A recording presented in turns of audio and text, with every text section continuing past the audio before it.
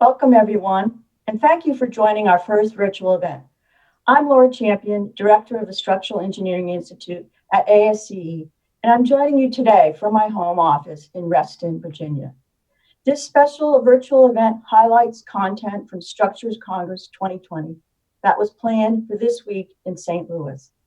Thank you to all the members, presenters, exhibitors, sponsors, and staff who were involved in planning for the St. Louis in-person Congress. Just 3.5 weeks ago, when we canceled the Congress, we never would have envisioned how the COVID-19 pandemic has changed our lives and the lives around the world today. The SEI leadership, Board of Governors, and ASCE and the SEI staff hope that you and your family are staying healthy during these unprecedented times. Today's event is a snapshot of the 2020 Structures Congress content that we want to share with you. This is an event for the civil and structural engineering community. We are recording this event, and it will be available to everyone to view afterwards. We are pleased that you have joined us today and look for future SEI and ASCE online opportunities. Please participate in the live chat with any questions or virtually network with your peers and the SEI staff. Now, I would like to introduce SEI President Glenn Bell, who will be today's MC and will start our program. Glenn retired recently from Simpson, Gumpertz, and Hager after 45 years, of which 22 years was as CEO, to devote himself full-time to professional service. He is co-director of the Cross U.S. program, board member of the Charles Pankow Foundation, external assessment panel member for the Center for Risk-Based Community Resilience Planning at Colorado State University, and the Gatley Dixon Visiting Scholar at the University of Bath in the UK. Please welcome Glenn. Thank you, Laura. Over 1,400 have registered for today's event. Hundreds of you are from over 60 countries outside the US. Welcome. This is just amazing. As structural engineers, we often deal with societal crises resulting from natural disasters, but the scope and nature of today's societal challenge is unprecedented in our lifetimes. Our profession's commitment to the health, safety, and welfare of the public has never been more relevant. In the days and weeks ahead, we should reflect on the specific meaning of those three words: health, safety, and welfare. Following the cancellation of the in-person Congress, we felt it was important that we carry on in some manner, as difficult as it's been. Over the last 3.5 weeks, SEI staff have done a phenomenal job shifting gears from our usual in-person Congress format to the virtual event we'll enjoy today. I'd like also to thank the many member volunteers, technical and local planning committees, sponsors, exhibitors, partnering and cooperating organizations, and staff for their efforts in planning the on-site events scheduled for Structures Congress 2020. In addition to this virtual Congress, in the weeks ahead, we'll announce ways to make available more content and opportunities to connect remotely. So here's what's in store today. First, Sarah Sladek will deliver her keynote, Generations at Work, How to Make the Most of Multi-Generational Teams. Following Sarah's presentation, we'll have 10 minutes of live chat Q&A. Submit questions at any time during and after the presentation via the chat box on your screen. Then we'll have a short break before our second presentation on developments with Cross US, confidential reporting on structural safety in the United States, with myself, Alistair Sohn, and Andy Herman. This again will be followed by Q&A from our viewers, and then we'll have another short break. The final presentation is Performance-Based Design is the Future with Don Dusenberry. Don chairs the SEI committee that is developing a path to advance the profession from prescriptive to performance-based design practice. After his presentation, we'll have a final round of Q&A. Thank you to our Structures Congress sponsors, our partnering organization, the Institution of Structural Engineers United Kingdom, and cooperating organizations. I'm now pleased to introduce Sarah Sladek. Sarah is a best-selling author, speaker, and CEO. Since 2002, her life's work has been helping organizations engage future generations of talent. A leading researcher of generational insights, Sarah has authored several books and research papers on generational topics. Her book, Talent Generation, identifies the core strategies essential to engaging today's talent. Sarah has been featured prominently in international trade media, and she's keynoted events worldwide. With years of experience and supported by solid research, Sarah is committed to helping organizations engage every generation to thrive and prosper in the new economy. Welcome, Sarah. Hi, I'm Sarah Sladek. Welcome to the 2020 Structures Congress. This is Generations at Work. I'd like to start by welcoming you to the end of work as we know it. As ominous as that might sound, we know that we are indeed at the end of an era for a few key reasons. Yes, we're experiencing a global pandemic right now, and yes, you might be sitting there in your pajamas wishing that you were in St. Louis. All big concerns to indicate that we're experiencing the end or at least a major change in something. But that's not what I'm referring to. We've actually been experiencing this path, this journey towards the end of work as we know it for quite some time. We know we're at the end of an era for a few key reasons. The first one being the economy. Ever since the dot-com bubble burst in the year 2000, we have experienced a global, unstable, unpredictable economy, extreme highs, extreme lows. That's changed the values and perceptions of a generation that's come of age during this time of incredible disruption. It influences our values and our workplaces. The other reason that we know we're at the end of an era is technology. Really rapidly changing, unprecedented developments in technology. We've seen more technology developed in the past few years than in the past 50. We never really stopped to think about that, but that's changing everything about the way we live, work, and do business. And it certainly has changed our workplaces and our expectations of different generations, especially those who have been raised during this era of rapid change, instant gratification, and so much more. The third reason that we know we're at the end of work as we know it is the demographic shift.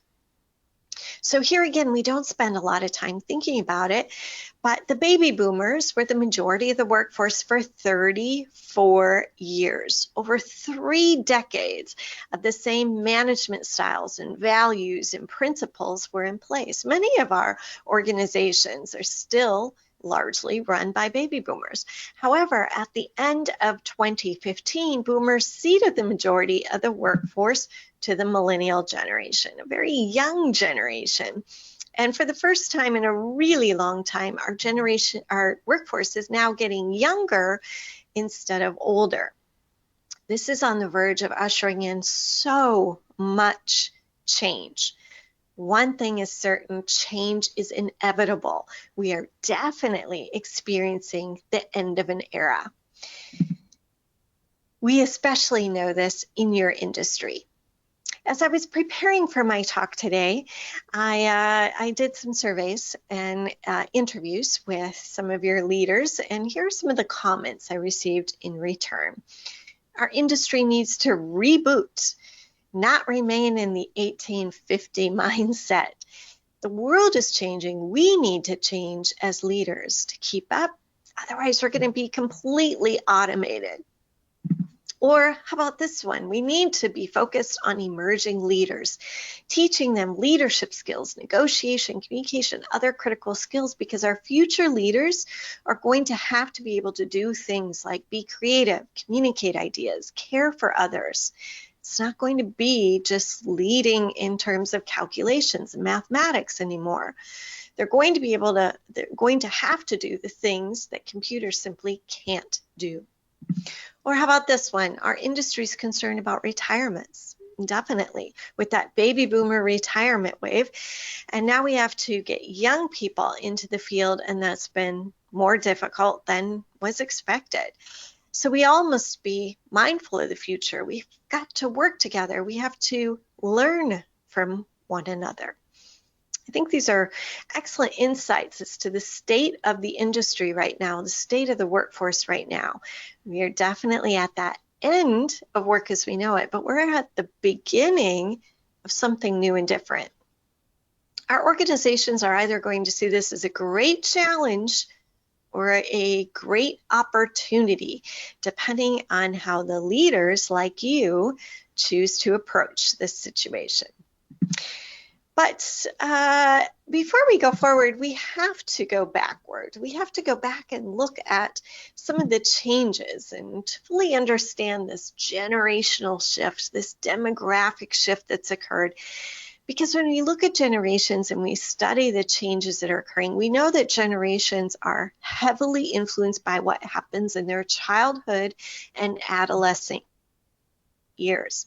In other words, what's happening right now with the global pandemic, we know that's really going to influence Gen Z as well as the generation to follow them, because most Gen Zs are currently in childhood and adolescence.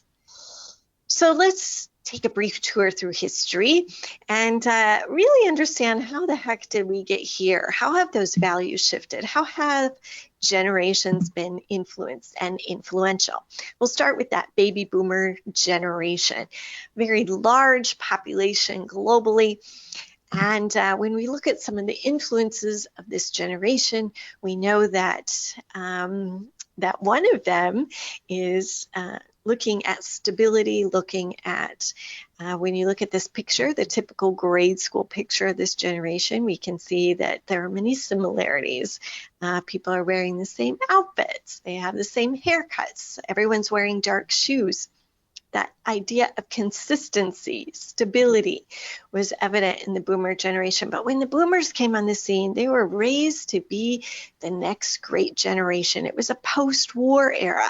There were ample job opportunities, more people going to college, attending, getting great jobs. The market was booming, the economy was booming. In fact, this generation became the wealthiest, most prosperous generation in history.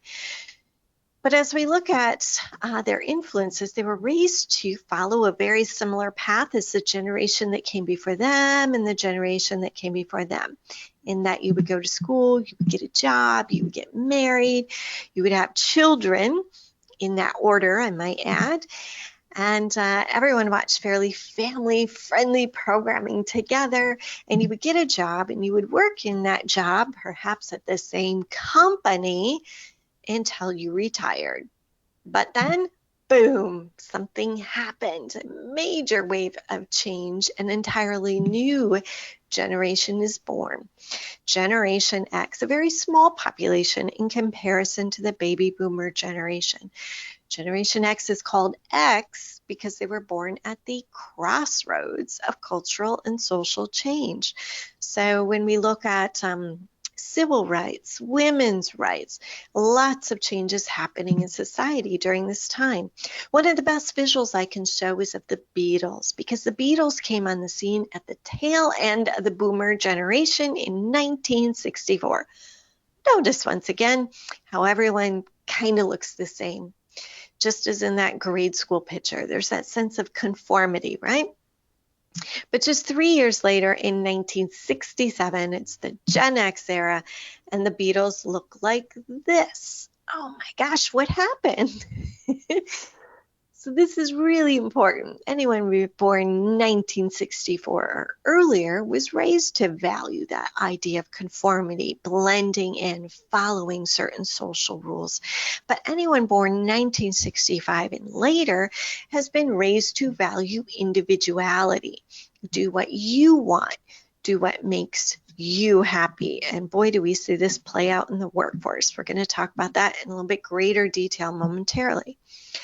But that idea of pursue your own happiness, do what you want, well, some people blame this man for that.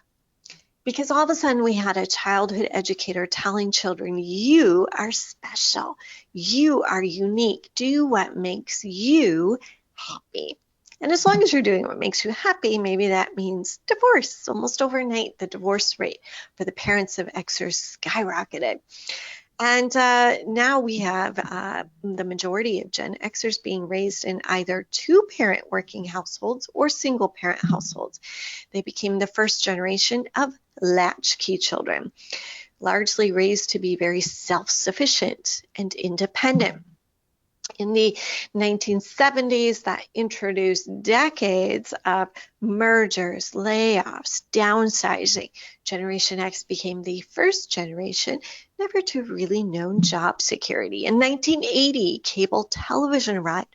Might not seem like a very big deal, but all of a sudden you have access to news 24 hours a day, 7 days a week. And let's face it, folks, sometimes that news is good news, but most of the time it's bad news. Now we have a generation being raised on this access to increased information and negativity. They are the first generation from the time they're young children to see the nation's leaders lie, fail to deliver on their promises. They saw the dawn of customization, that's a trend that hasn't gone away, as well as the dawn of globalization. Instead of Woodstock, this generation was having Live Aid. Another trend with globalization that hasn't gone away.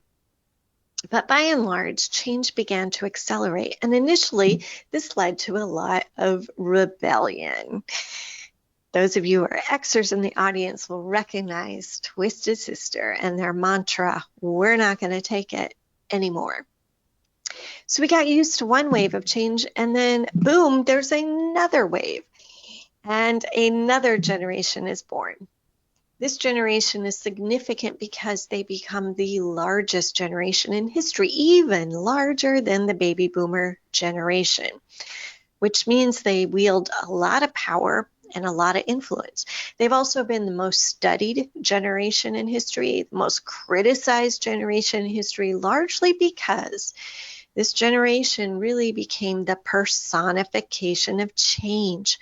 Tremendous amount of change accompanied them into the workforce. Let's take a look.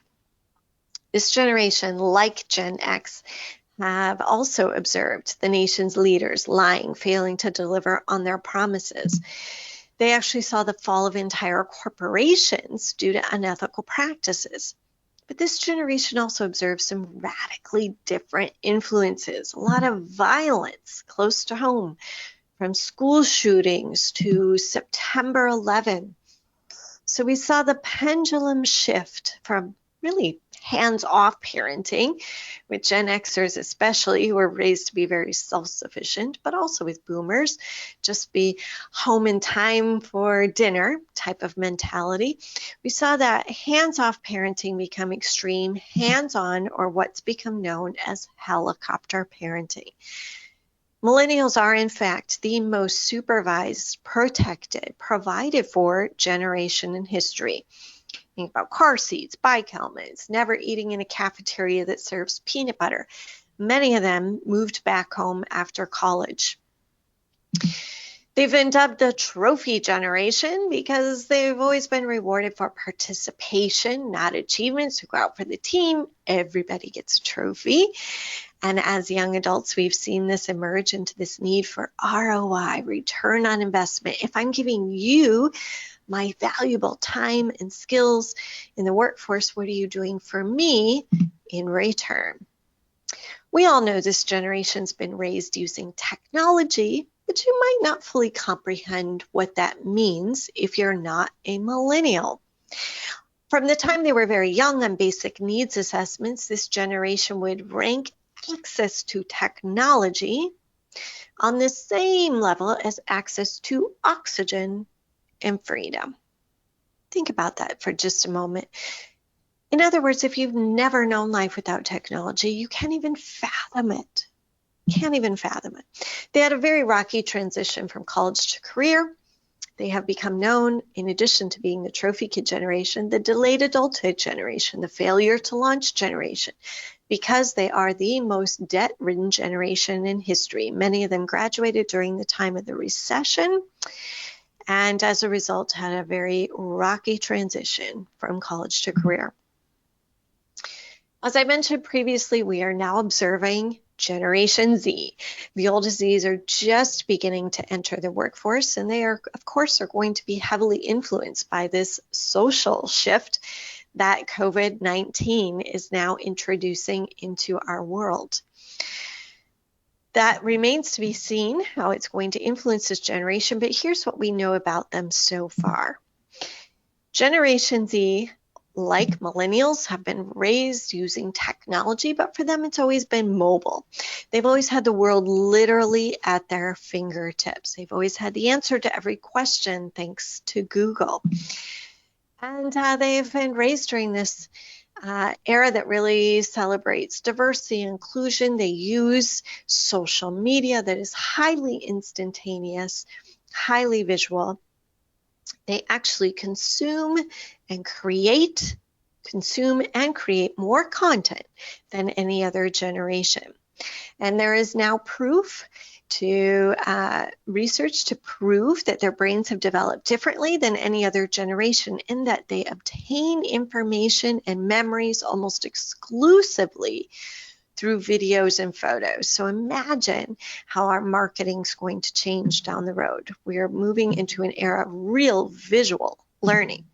As I mentioned, they've been raised during this era that celebrates diversity and inclusion. You think about anti-bullying campaigns, marriage equality campaigns. It's all about making sure everyone has a seat at the table and a voice. Everyone is included. Think about what that means for your future workforce. Are you very inclusive of younger generations and their opinions? Interestingly enough, they've also been raised during an era that celebrates heroes. And we actually hear this hero mentality come out in our conversations and focus groups and interviews with this generation. They tend to be a very serious, sincere generation. They worry about the state of the world. They haven't worried so much about typical teen problems. And of course, the COVID-19 situation will merely accelerate this mindset. They feel personally responsible for improving the state of the world.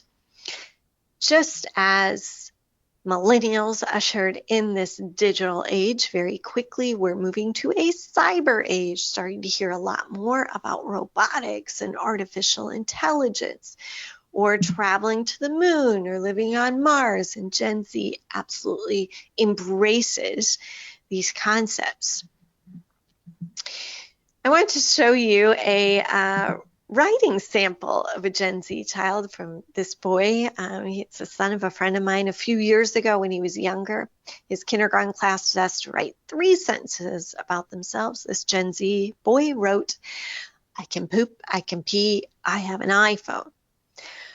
So that shows you that technology mindset that's right automatically built into literally at a childhood stage, and how these influences influence us as generations. But when we go back in history to that boomer era and we bring it up to present day, it really boils down to that one word, that concept of change.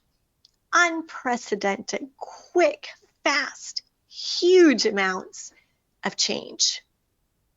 As I mentioned earlier, that change is either really challenging our organizations or we're learning to embrace it. It's either a tremendous burden or a tremendous opportunity, but there's no denying that we're at the end of work as we know it, and that each generation is bringing new skills and mindsets and values to our workplace as a result of this unprecedented change. But in so many ways, we are being asked, we are being expected as leaders to rethink and innovate and recreate and redefine this concept of work and what we do day in and day out, and how we treat those that we're working with. There are often questions as to whether generational differences actually exist. There's still that debate out there. I want to show you some real proof that they do exist. Again, when we look at generational differences, we're looking at those childhood influences, those teenage influences, and how it shapes our behaviors and values. And this is not to say that every single person in a generation will have the exact same values, but there are indeed very clear trends. The majority will tend to have the same values and behaviors. So for example, when we do global research on this and we ask generations, how do you prefer to be communicated with?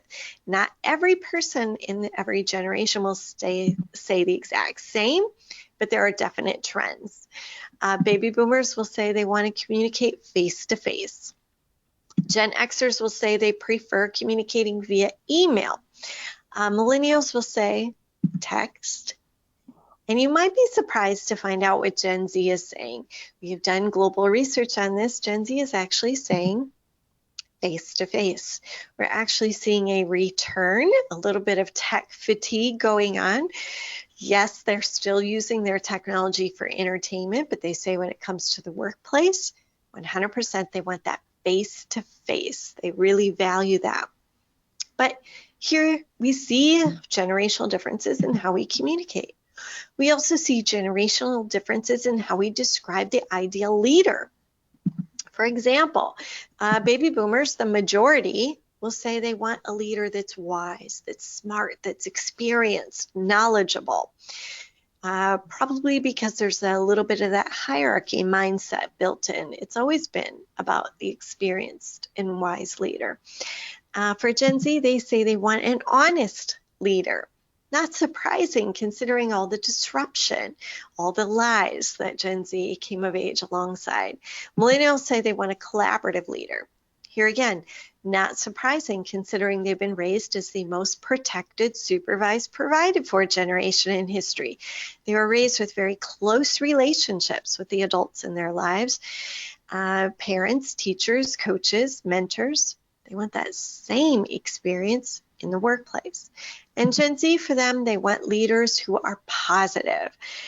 Again, when we look at the social shifts and influences that have occurred in their young lives, they've seen a lot of disruption. They've come of age during the most disruptive decade in history, especially in the political climate, which has been very polarizing. And so they're wanting positive influences in their lives, not negative or toxic. This one is especially important for you to ask among your teams. As leaders, we've got to know what's challenging people in our on our teams to really understand them and gain some empathy, and which eventually leads to acceptance. But what's challenging us? Well, for baby boomers, it's change, keeping pace with technology.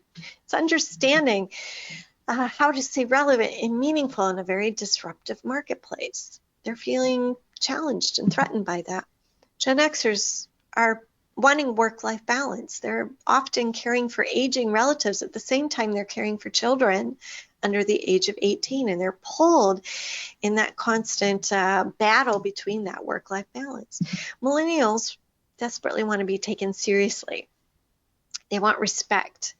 As I mentioned, they've been heavily criticized. They are the most studied, most criticized generation, being the personification of change. And Gen Zs are saying anxiety. They are the most anxious, depressed generation, likely because from a young age, they've had such an incredible awareness and education and access to information about the world and all that's going on in it. So they're very well educated, very well informed, but at the same time, that's making them feel a little out of control and anxious. This is great insight as to what's going to happen in the future, especially with COVID-19 now in the mix. We're likely going to see in the future this move towards workplaces that are more balanced, more focused on us as people, and ensuring that we have healthy work environments and taking the time to make healthy decisions at work. The point with all of this, as we look at different generations, their influences, their values, amidst all of this change, something really magnificent has happened. And here again, it's something we don't really pause to think about. But for the first time in history, every generation has something to learn and something to teach. That's new. That's unprecedented. Because throughout history, we've always had hierarchy. The elder of any given society had all the power, all the wisdom. Everyone gathered around to learn from the elder. But now, because of all this change, because of all this access to new information, totally new values and mindsets and skill sets, now we have realized that every generation has something of value to contribute. We need to be very aware of the different mindsets, different opinions, different ideas and skills that every generation can bring to our workplaces. I would encourage you as leaders to really be mindful in these coming months, this coming year, to constantly be asking yourself, am I both learning and teaching from everyone who I work with? Am I both learning and teaching? Now, there's another way of looking at all of this change, and it is not just generational, it's also a little bit economic. You see, Generation X, boomers, whether you realize it or not, you are the last generations of the industrial era. As crazy as that might sound, because, the industrial era was founded in the 1700s. How could we possibly still be in an industrial era?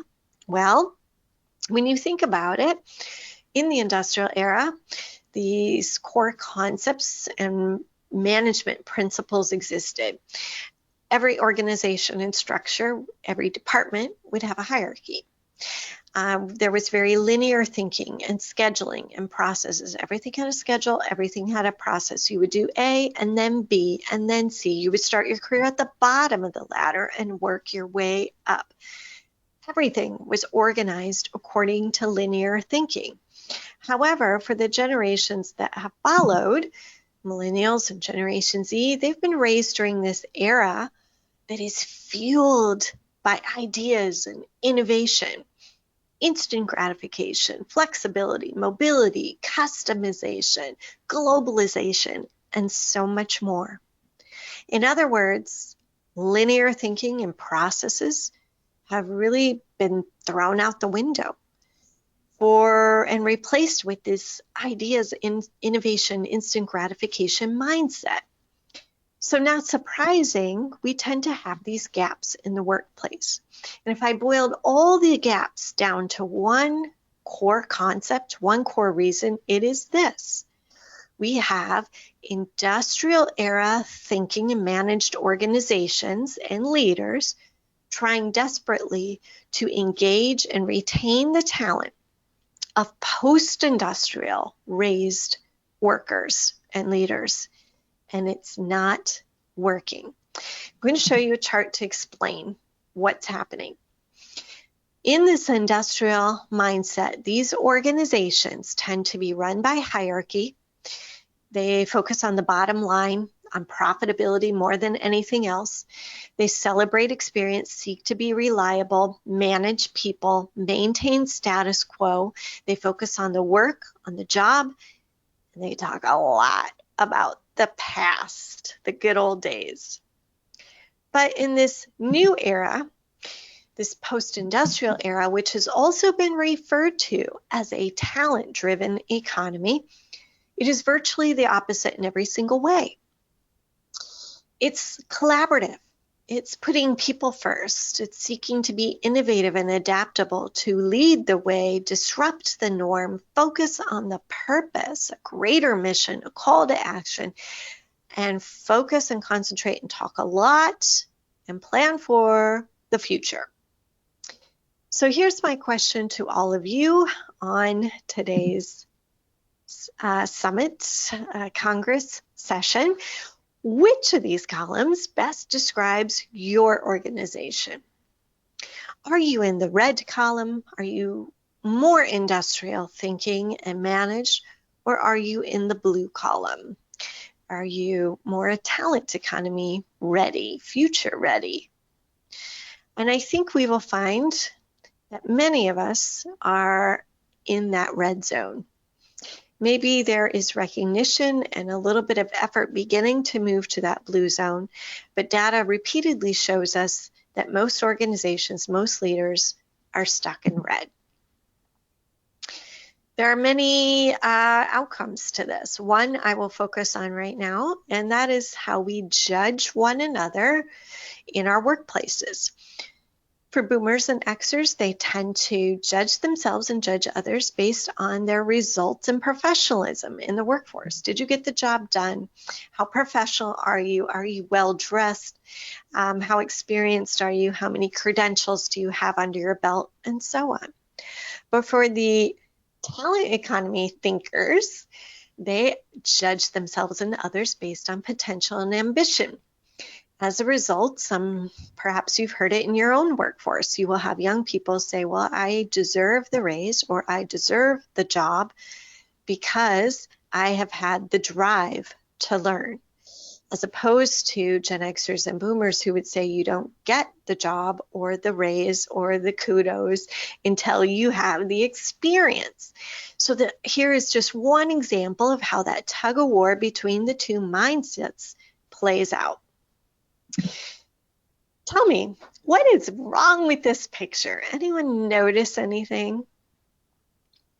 If you remember back when Facebook had its IPO, Mark Zuckerberg showed up and it started an absolute media firestorm because the CEO showed up wearing a hoodie. Yes, a hoodie. This is a great example of that blue zone thinking as opposed to red zone thinking. The media were quite vicious with Mr. Zuckerberg, saying things like the baby-faced CEO flunked him badly. Maybe he should consider a career change. There are other CEOs suitable for this job, and he is not. We, of course, have learned throughout time that Mark Zuckerberg would end up wearing his hoodie absolutely everywhere. In fact, it became known as Hoodiegate, and there was a lot of controversy over wardrobe choices. Now, Mr. Zuckerberg went underground for a period of time following this IPO, which didn't go over so well, especially amidst all of this criticism of what he wore to the IPO. And he didn't do any interviews for a few years, but then eventually he agreed to do an interview. And of course, one of the first questions the reporter asked him was, Mr. Zuckerberg, please do tell us, why is it that you wear a hoodie? Why is it that you pretty much wear the same outfit day in and day out?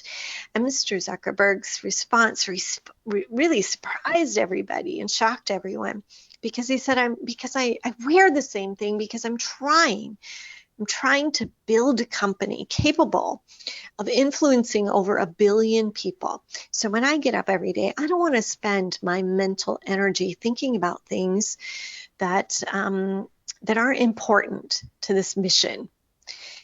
If it doesn't relate directly to my mission to influence over 1 billion people, then it's not important. It's not worth my time and energy. Now, it was shortly after they're revealed that Mark Zuckerberg's mentor, one of his many mentors, was Steve Jobs.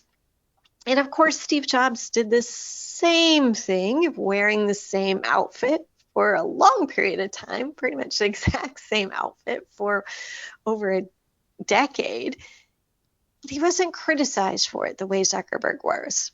And possibly because Steve Jobs became famous much later in his life than Mark Zuckerberg.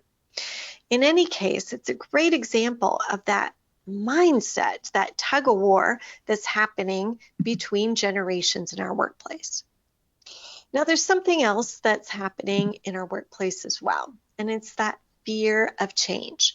As I mentioned previously, millennials are really that personification of change. Actually, every young generation is the personification of change. We experience this initial feeling that young people are introducing so much change, we don't like it. Young people are going to make us feel like we're irrelevant. Our skills aren't meaningful anymore. And it triggers this feeling of fear. When baby boomers came of age, they were criticized by their elders for being hippies and tree huggers. They were never going to amount to anything. When Gen X came of age, they were chastised for being slackers. And of course, millennials have been the trophy kids and the snowflakes. And the delayed adulthood generation, in any case, were super harsh on the youngest generations when they come of age. And ladies and gentlemen, that is strictly from a place of fear. We're all afraid of something. For me, it's spiders. I hate spiders. Everyone is afraid of something. But widely, research indicates almost all of us have some fear of change. And part of that is scientific. It's how our brains are wired, quite literally. You see, when we encounter change, it lights up our prefrontal cortex. And initially, we feel pretty excited about that change. We feel ready and willing to take it on and embrace it. However, the cortex's capacity is quite limited. So within a very short period of time, we feel burnout towards the change, anger, resentment, frustration. That's where that fear creeps in. And over time, our brains kind of like getting used to something. They like routine, they like stability. It creates these ruts in our brain. And anytime we're forced to get outside the box and get into a new rut, our brains resist it. So it's partly scientific, but our fear of change is also rooted in our management practices, in our business world, because we tend to reward our leaders for doing more of the same. In 1965, executive pay was just 24 times worker pay. But today it is 275 times worker pay. In other words, we keep paying our leaders more and more and more. They keep doing more and more of the same. Why would anyone want to change what they're doing when they're getting compensated to just maintain status quo, to just stay in that red zone? So we have these ingrained, whether it's science or actual monetary reward, we have these obstacles to overcome in our workplace and our mindsets to allow for change. And unfortunately, because of these knee-jerk reactions to change, we tend to point the finger. We never look within our organizations. When we encounter challenges to adapting to change, when we begin to see teamwork fall apart, or we are unable to retain talent, we tend to look at those young professionals we're struggling to relate to, and we criticize them. I mean, come on. Those millennials, they have no concept of loyalty. They don't plan for the future. They want constant feedback. They want everything online. They don't value experience, can't make decisions, have no work ethic. They aren't reliable. They're demanding, they're annoying, they're lazy. It has to be their problem as to why our organization can't engage them. It has to be an entire generation's character flaw. It certainly could have nothing to do with me and my leadership ability, certainly nothing to do with our organization and our inability to adapt, right? There is a solution to all of this. It's very simple. It's collaboration. You see, when we bring people together and we practice something called cognitive diversity, and we bring people of different backgrounds and experiences, and we put that learn and teach mentality into our actual business practices, we do so much better. Our organizations are more capable of innovation. They're more productive. The relationships thrive. We're working as teams. We're empathetic. We're accepting. We're able to make change. But it's only through collaboration. When you're working together as a team, you're not afraid anymore because someone's got your back. They're in the trenches with you. When you're working with people of different backgrounds and skill sets, and you have that cognitive diversity that only multi-generational teams can provide, you are ready for anything, any change. You can tackle it. that cognitive diversity is absolutely key to our future success. So I'm going to ask you to do something collaborative right now. I'm going to ask you to pause for a moment, take a selfie of yourself. Take a selfie of yourself sitting in your virtual office watching today's webinar. I'm at the Structures Conference, and it might not be in St. Louis, but it's here virtually. So just pause for a moment, take a selfie, get into that mindset of collaboration. And then I would love to see all these selfies posted. Please share them with me. I want to see your collaborative efforts. And I'm sure SEI would also love to see them. Their Twitter hashtag is at ASCE_SEI. So please share.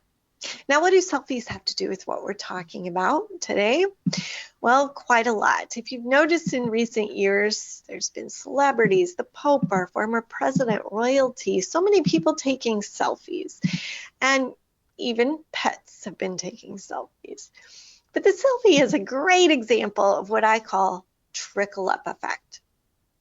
You see, throughout history, the trends and innovations that have started and taken hold, had real root in our social shifts. They've always started with the youngest generations. Think about rock and roll with the baby boomers, Harley Davidson, Facebook. It wasn't that long ago Facebook was designed by college students for college students. Now we have grandmas and grandpas using Facebook. But the point is this: if we're not in conversation and practicing that collaboration and cognitive diversity with younger generations, if we're not really aware of the trends that will influence our businesses, we totally become irrelevant. We stay in that red zone and we're never moving forward. We're never moving and adapting and evolving towards that blue zone. And the more irrelevant we become, the more difficult it is to get talent, the more difficult it is to bridge generation gaps and foster teamwork. And that is even including innovation, which becomes an almost impossible obstacle. It is absolutely critical to pay attention to who and what is coming next. A couple of years ago, I authored a book titled Talent Generation, and I want to share with you some of the stories that I gleaned as a result of researching that book. And the first one comes from Bob, the U.S. chair for PwC, very large company.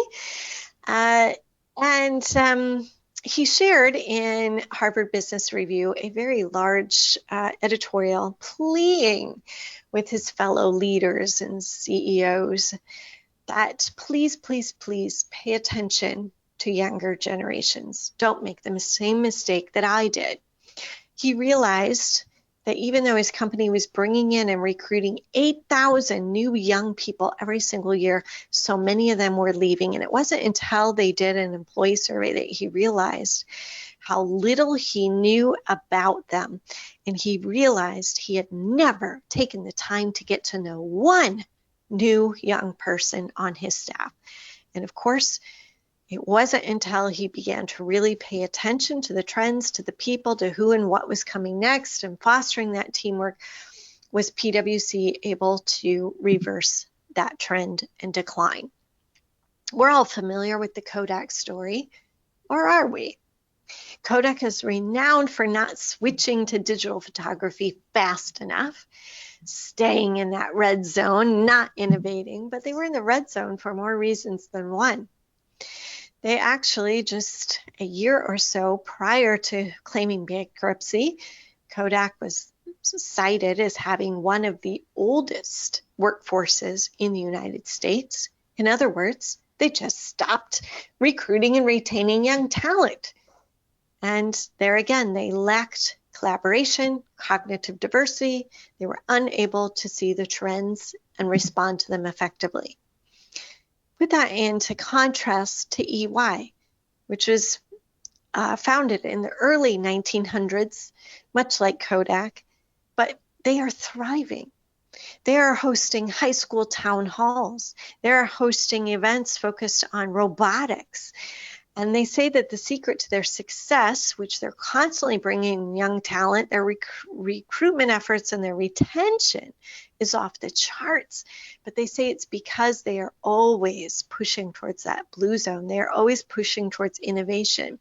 They're always bringing in new ideas, learning and teaching, focusing on teamwork, thinking about how they're developing their people and putting their people first. It's collaboration. Collaboration is the solution. But there's something else I noticed about these organizations that were doing really exceptionally well when I was researching the book.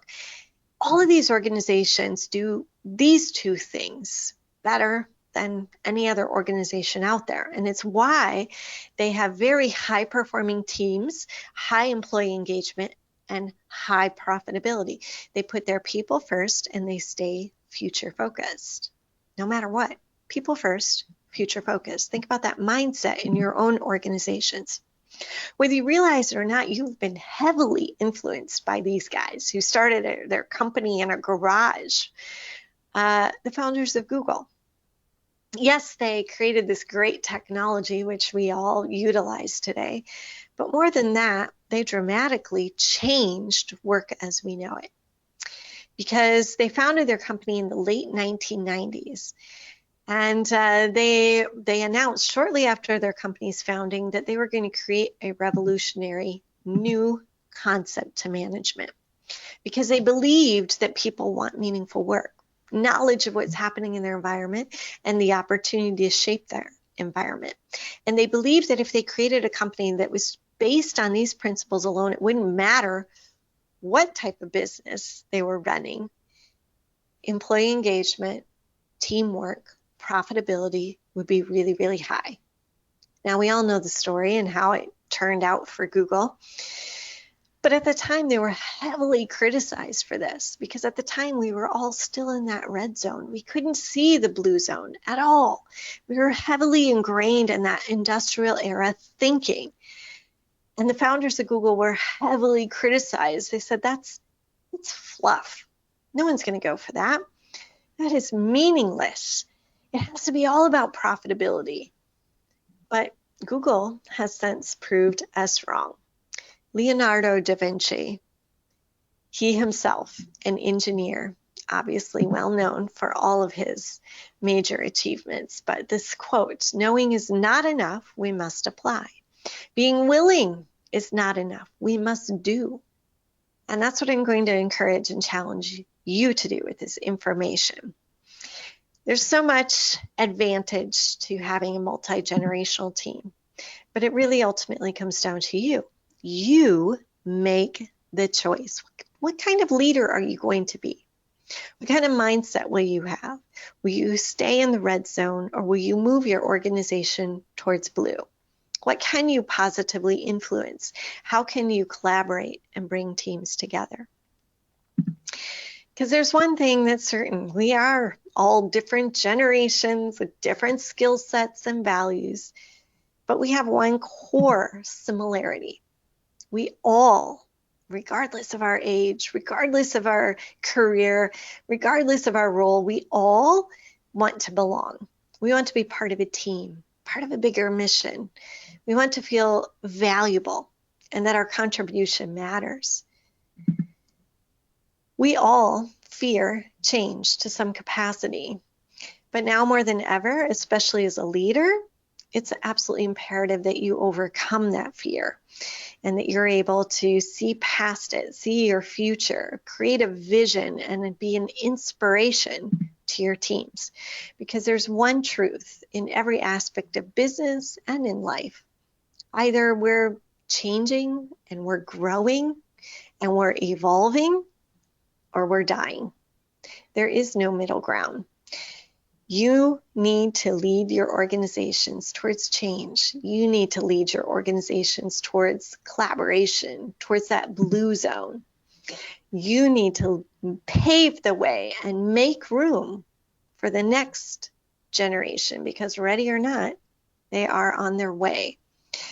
You need to make sure that you are building something that really really stays resilient regardless of the change, and really fosters relationships and builds upon these wonderful foundations that every generation can bring.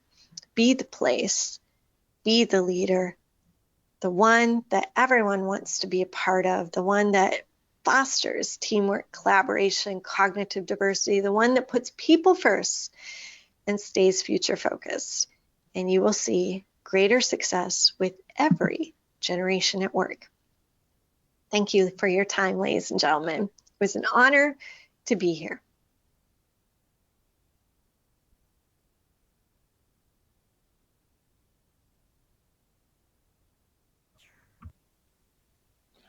Sarah, that was fantastic. And judging from the questions that we've gotten in, you've connected with our audience really well. So we have time now to take questions.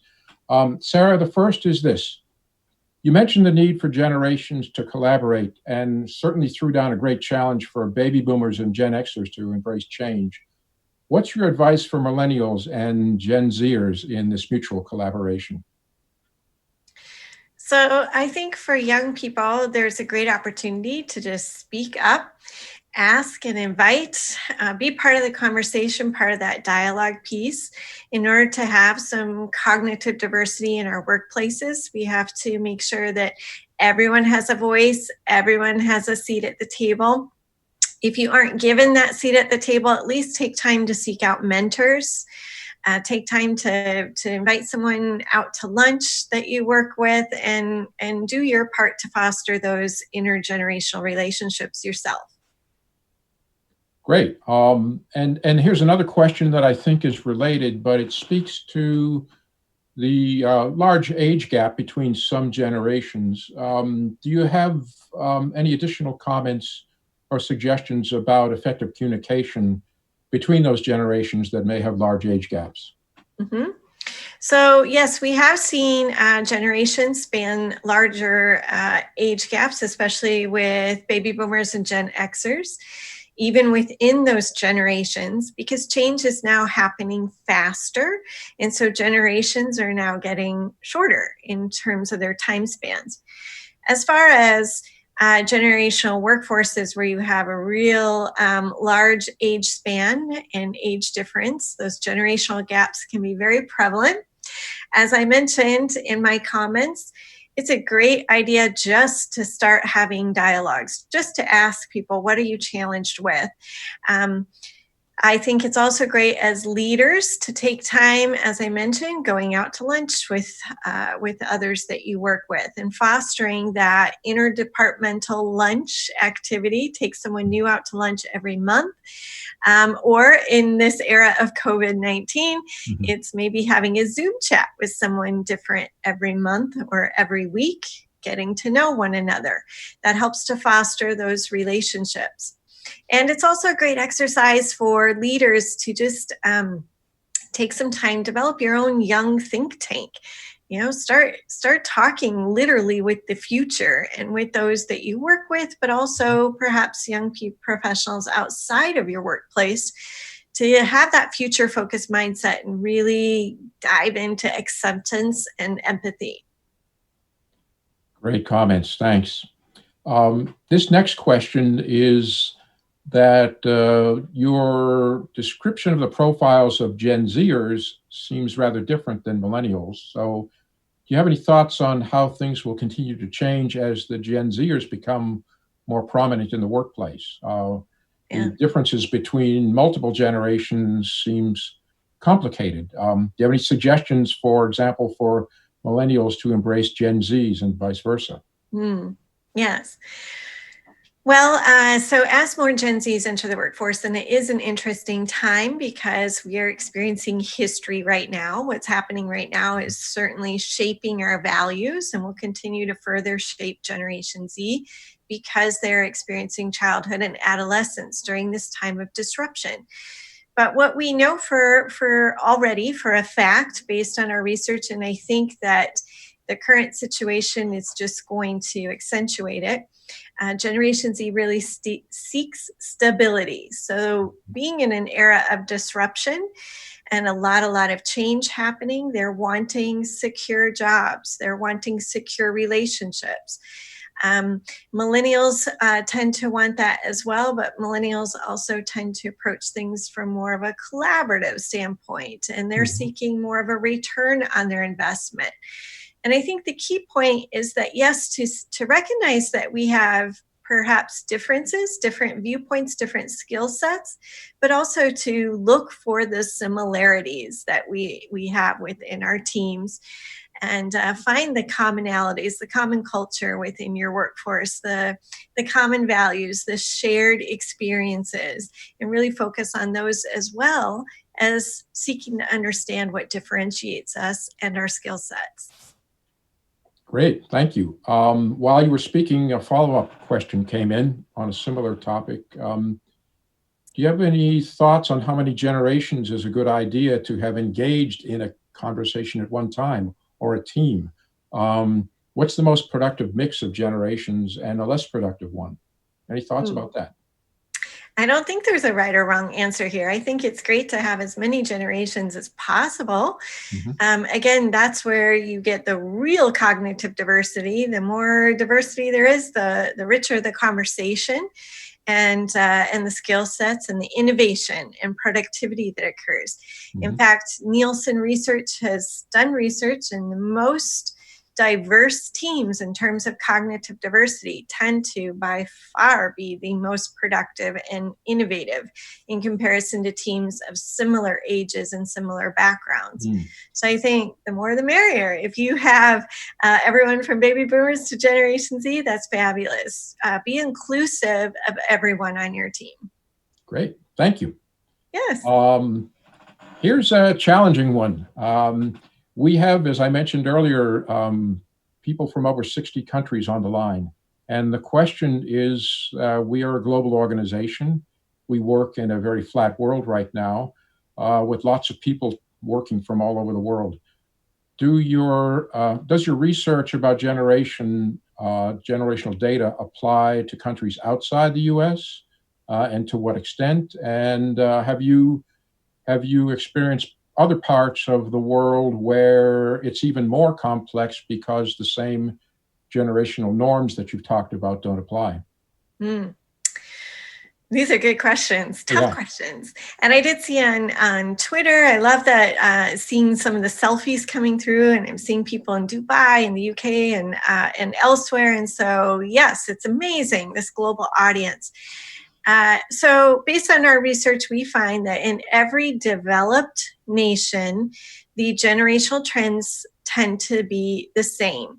There might be some different experiences and some minor differences, but by and large, the behaviors, the shared values, some of the traits, they tend to be very, very similar, especially among millennials and Generation Z, because now we are living in a very global environment. And these are generations that have been raised during this era of technology and being able to communicate and do business with and learn from people all over the world. So our world is truly getting smaller and flatter. And this COVID-19 experience means that we're all experiencing something, regardless of where we live, for the first time in history together. So it is certainly shaping our generations. But yes, we find that regardless of where you live, as long as it is a developed nation, the generational traits and behaviors are the same. Okay. Any predictions yet on how this pandemic will influence us personally and professionally? So I think as we look forward, we will have, we've really been pushed into the future. We will be seeing more of a combination of virtual and in-person offered. I think when it comes to events, there will be, you can be there in person, but there will also be a virtual stream, and possibly that will even happen with education. Where we'll have online education combined with in-person, in-school education.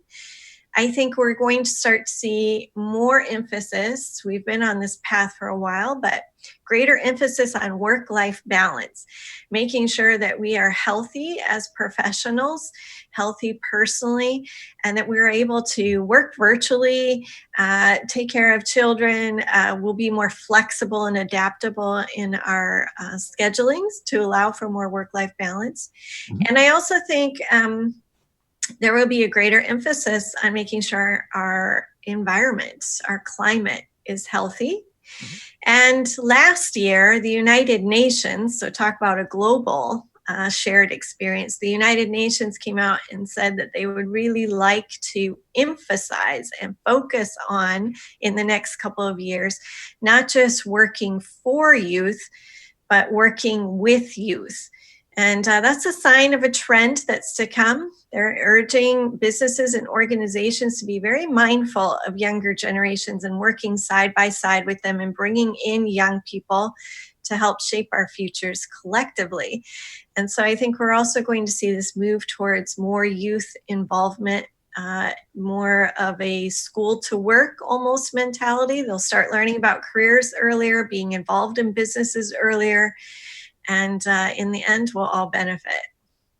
That's fantastic. Sarah, I wish we had time for all of the wonderful questions that came in. We'll find a way to pass them on to you in a different venue. And thank you for all of you out there for offering your questions. But Sarah, your message certainly resonates with today's SEI leadership, I can tell you that. And they're very committed to empowering the next generation of structural engineering leaders. Great things, I think, are happening in the pursuit of our future vision, which have given us a lot of wisdom to help accelerate that intergenerational collaboration. So thank you so much for a great session. Now we'll take a 10-minute break.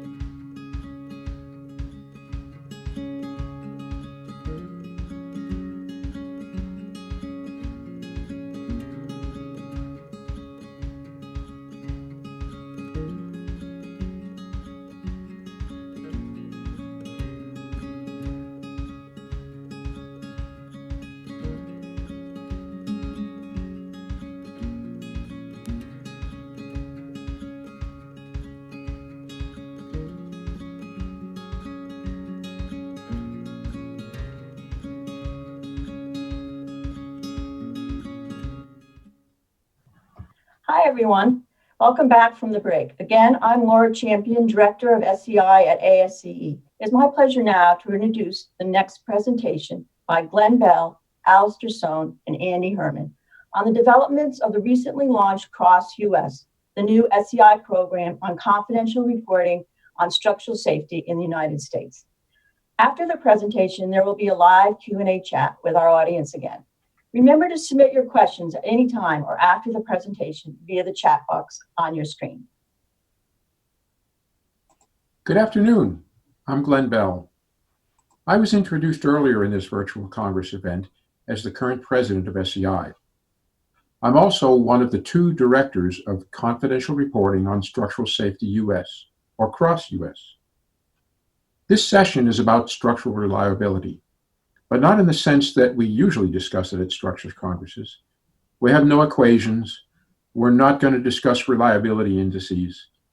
But a reliable structure is one that has a high probability of survival and low probability of failure. As structural engineers, we seek to design innovative, elegant, sustainable, and efficient structures. But in the end, avoiding failure permeates everything that we do. Whether you're an entry-level structural engineer, a project manager, or company leader, you must be ever vigilant. We must use every tool in our arsenal to assure structural safety, and we need to continuously learn and grow. Learning from failures, our own and those of others, has always been an essential part of learning and growing as structural engineers, individually and collectively. As a profession, we've learned how powerful systematic learning from failures can be, but it's also difficult, and our attention to it has ebbed and flowed. However, we recently introduced a system to the United States that helps to overcome some of the difficulties we faced in the past: confidential reporting on structural safety. As background for this session, I'll review our experience as designers and builders in learning from failures and the challenges that come with it, particularly in the US. And then I'll turn it over to Alistair Sohn. Alistair is from the UK, where he had a long career as a structural engineer and was CEO of a prominent consulting engineering firm. Since 2005, Alistair has been Director of Structural Safety in London. At Structural Safety, he founded the System of Confidential Reporting on Structural Safety, or CROSS, that we will discuss today. Alistair is one of the UK's foremost authorities on structural safety. He'll describe the rationale for the CROSS approach, cite examples of its positive influence, and report on its rise in prominence in the UK and internationally since the 2017 Grenfell Tower disaster. Following Alistair, Andy Herman will review the introduction of CROSS in the US and its launch here in July of 2019. He'll describe how CROSS works and share examples of some recent case reports processed by CROSS US. I know Andy is familiar to many of you. He is partner emeritus of Hardesty and Hanover, where he was an expert in movable bridges. Andy was 2012 president of ASCE and 2017 president of SEI. Presently, Andy is also one of the two directors of Cross US. Over the many thousands of years of our history as builders, observing performance was all we had. We would build, and if performance was good, we were emboldened to build larger and more daring structures. When failure occurred, we learned, adapted, and often innovated. For millennia, this worked spectacularly well. I love to study the great European Gothic cathedrals.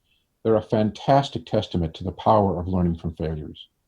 Look at the progression of this string of cathedrals from Leon, started in 1153, to Beauvais, 1225, a span of less than 100 years. Each one taller, slenderer, and more daring than its predecessor. The drive for innovation was much like the evolution of tall buildings today. Each city wanted to have the most spectacular cathedral. We know that the Gothic builders learned and adapted their designs as they progressed, and not infrequently experienced distress and often collapse. The innovations of flying buttresses, pinnacles, and vaulting were the results of their thoughtful learning. Then came the Renaissance, and we began to develop mathematically based structural theory. Here are just a few of our early heroes in our Structural Engineering Hall of Fame. Galileo was an early developer of beam theory. He famously got it wrong, but he inspired us to find the correct solution. Hooke, famous for Hooke's law, the relationship between stress and strain in a linear elastic system. His work was quite groundbreaking, I think, for the 17th century. Bernoulli, along with Euler, got beam theory right. And Navier is credited with developing the general theory of elasticity. After the work of these early heroes and others following, we began to increasingly rely on mathematical theory, so that today it's the principal basis for our codes and design procedures. And attention to learning from failures began to fade. Along the way, we started experimenting with load tests. We know that Galileo tested cantilever beams to advance his theories. There's always been a strong connection between testing and mathematically based structural theory. One validates or informs the other. Today, our basis for structural safety is a three-legged stool of mathematical structural theory, laboratory testing, and observing the performance of what we built. All three are essential. Each leg has its strengths and weaknesses. Each leg informs and complements the others. As mathematical theory has advanced and we have come to rely more heavily on it, our attention to observation of the performance of what we build has, very unfortunately, faded. We can't, of course, return to the days of the Gothic builders. They took huge risks and made stuff up as they went. Our legal, business, and cultural environments are vastly different now. But this does not diminish the relevance of the power of learning from failures. Our built environment is our living laboratory. It's our ultimate measure of our performance as designers and builders. While the other two legs of the stool have their own strengths, observation of our built environment is the only leg that captures all the variables impacting structural safety. And critically, it's the only leg that helps us understand and learn from the procedural causes of failures. In the US, we've almost always learned technical lessons from the infrequent catastrophic newsmaking failure. Every high school physics student learns about the problems of wind-induced harmonics of the Tacoma Narrows Bridge. And this catastrophe certainly influenced bridge design. The important lesson from Tacoma Narrows, however, is not technical, it's procedural. The important lesson from Tacoma Narrows is about the risk of scaling up. That is, technologies and concepts that are successful at one scale may be inadequate at larger scales. To this day, lack of recognition of scaling problems is a common source of failures. This is just one example of our need to generalize the lessons we learn about the procedural causes of failure. Learning from failures in the US continued to be the undervalued leg of the three-legged stool of structural safety. And then starting in the late 1970s, we had a huge wake-up call during what I call the decade of disaster. We experienced an unprecedented number of catastrophic collapses, the most prominent of them listed here. These were complete, generally sudden collapses, in many cases with tragic loss of life. I was involved in the investigation of two of these for Simpson, Gupperts, and Hager, and otherwise have made a personal study of all of them. These disasters shook us and reminded us of the gravity of the responsibility we bear as structural engineers and of our obligation to learn from them. Why did this rash of disasters happen then? We don't really know. The technical causes of all of them were different. We do know, however, that they were far more caused by outright haste, shortcuts, and blunders than lack of technical knowledge. Alarms went off in our profession, and the issue rose to national attention. Congress held a series of hearings to determine what had gone wrong. After the Hyatt disaster, ASCE focused substantial resources on improving quality in our constructed works. In 1982, we formed an ASCE Committee on Forensic Engineering, charged with learning from failures and reducing their incidence. The activity and size of the committee grew, and in 1985, it was elevated to a Technical Council on Forensic Engineering, or TCFE. This is a photo from the first meeting of the XCOM of TCFE. In 1987, the TCFE launched a new journal, the Journal of Performance of Constructed Facilities, which largely publishes case studies on failures and other performance problems. Recognizing TCFE's continued growth and influence, it was elevated to a division of ASCE around 2013. Beyond the ASCE Journal, there have been many excellent efforts in publishing information on failures. We can't possibly give credit to all of them here, but they include reports by the National Bureau of Standards, now NIST, continuous coverage in Engineering News Record, many books, natural hazards post-disaster reconnaissance reports, and online failures wikis. These efforts have made tremendous contributions to learning the technical causes of failures and raising our awareness. We found it to be more difficult, however, to address the procedural causes of failures and to convert lessons learned into improved practice. By procedural causes of failure, I mean the human errors, process issues, and general organizational conditions that cause the technical shortcomings that lead to failures. Anecdotally, we know that problems occur far more frequently due to procedural problems than lack of technical understanding. We've been stymied in comprehensive learning from the technical and procedural causes of failure for several reasons. Number one, in-depth knowledge of failure causes is often tied up in legal proceedings with consequent prohibitions on disseminating such knowledge that last for years, if not forever. Two, the objectivity of forensic engineers who work in a legal environment is sometimes called into question. Three, we've had no continuous and consistent way to process procedural lessons. Four, we've had no single source of information for one to go to for lessons learned. And finally, five, we've had no systematic way of getting lessons learned into the hands of entities able to positively affect change.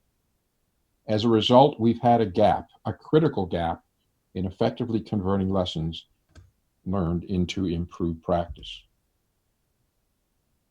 In the UK, their analog to our decade of disaster came about a decade earlier. Systematic attention to learning from failures came after these two incidents. On the left, the progressive collapse in 1968 of a portion of the 22-story Ronan Point Tower, following a small gas explosion in a kitchen. And on the right, the collapse of the Milford Haven Bridge in Wales in 1970 due to lateral instability at one of the bridge pier support diaphragms. These failures led to the formation in 1976 of the UK Standing Committee on Structural Safety, or SCOSS.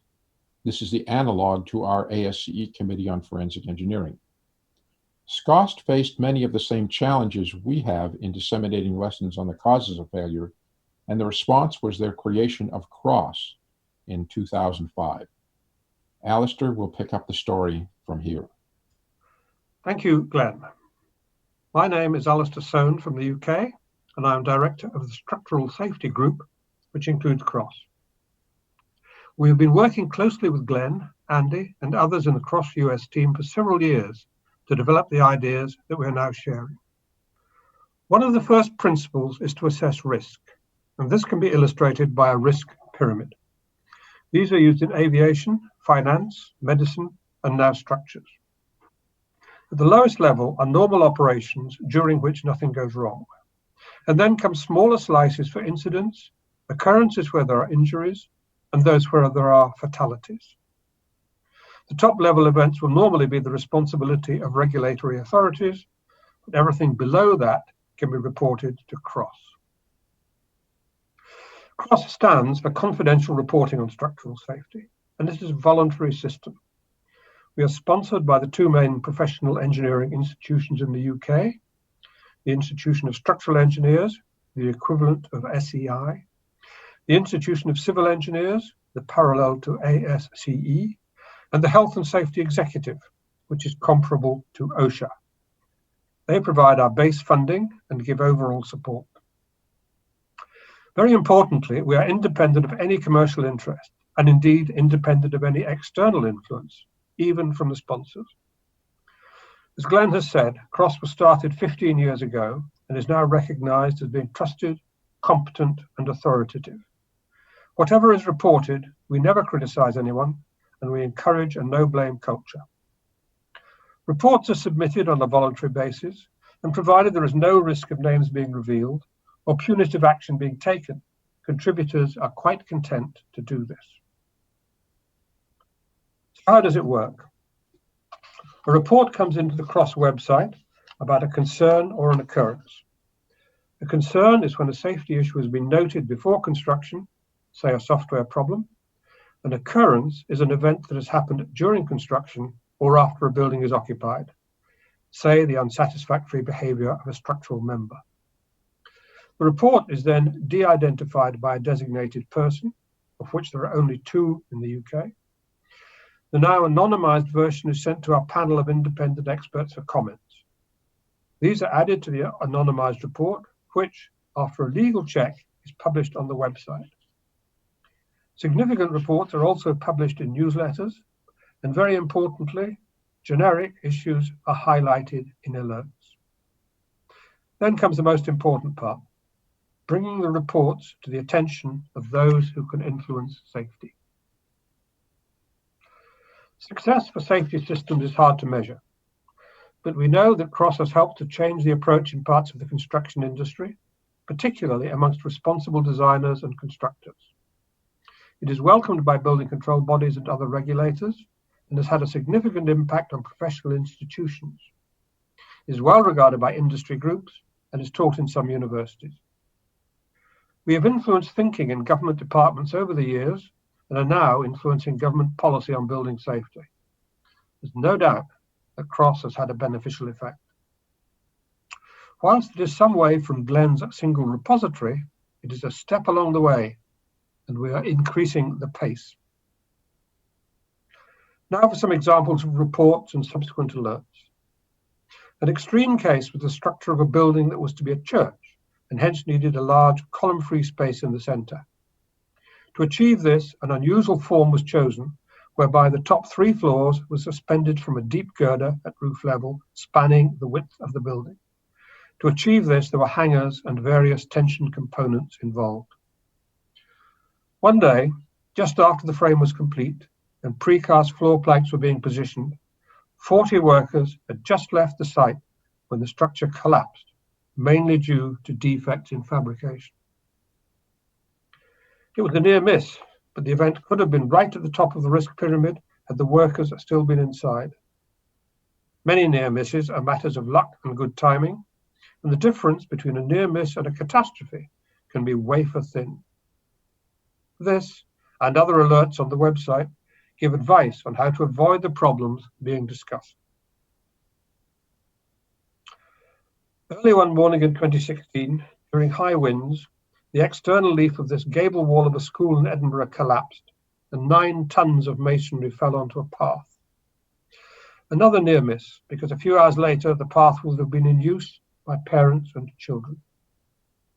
The extent of the failure can be seen here, the white shapes being insulation left attached to the inner leaf.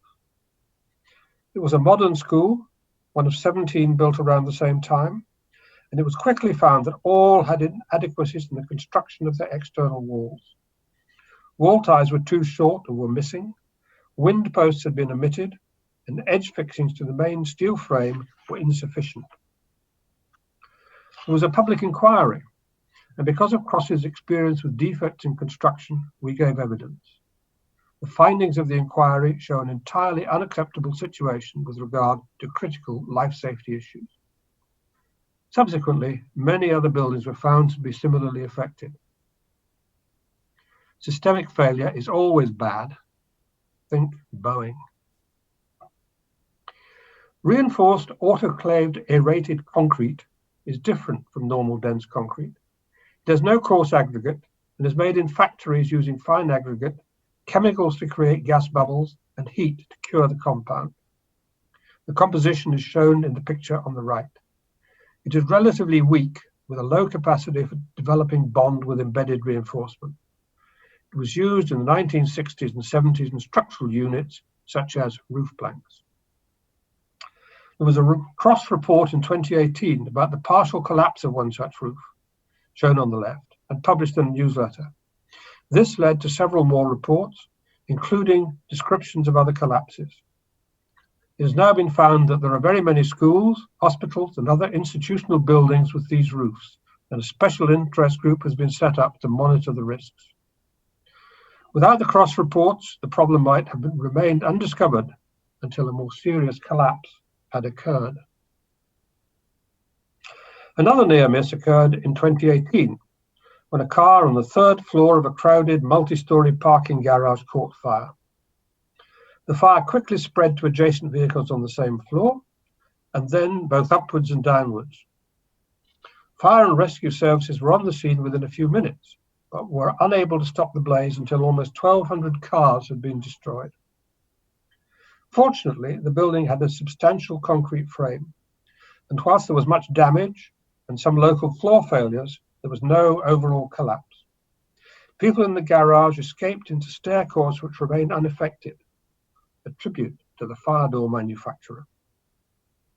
The fire load from closely parked cars is high, and there may be an increasing risk by having more electric vehicles whose batteries can burn fiercely. London has been the scene for two major safety events, one that shaped structural design concepts and one that is shaping fire design concepts.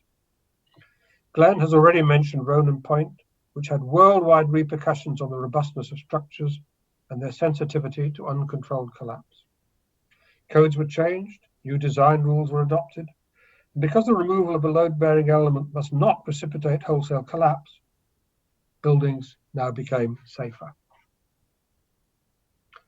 The second event was at Grenfell Tower in 2017, when an uncontrollable fire attacked the cladding and 72 people died. The consequences will be with us for years, and it too will change safety practices worldwide. Grenfell Tower was 40 years old, in need of refurbishment, and part of the project was to install external insulation. To protect the installation, there was an outer layer of aluminium composite panel, ACP cladding. Once ignited, the fire spread rapidly up the building. This is the scene approximately 1.5 hours after it started. One of the most important aspects of safety analysis is the identification of precursors. And there were several such events with the external cladding on tall buildings catching fire. Notable cases were the Lacrosse Tower fire in Melbourne, Australia 2014, and the aptly named Torch Hotel fire in Dubai in 2016. There were others too.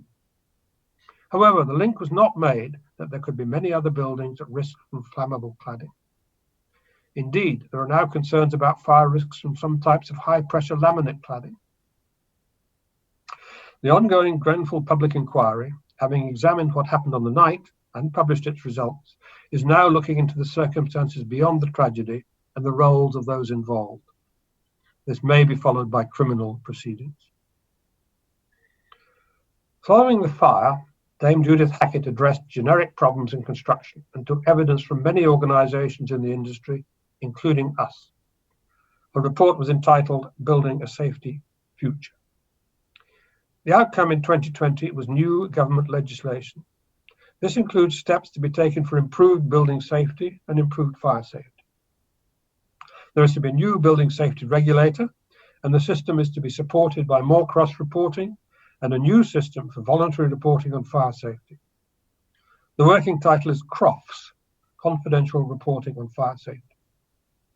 Both are huge steps forward for us, and to achieve them, we are being additionally funded by government.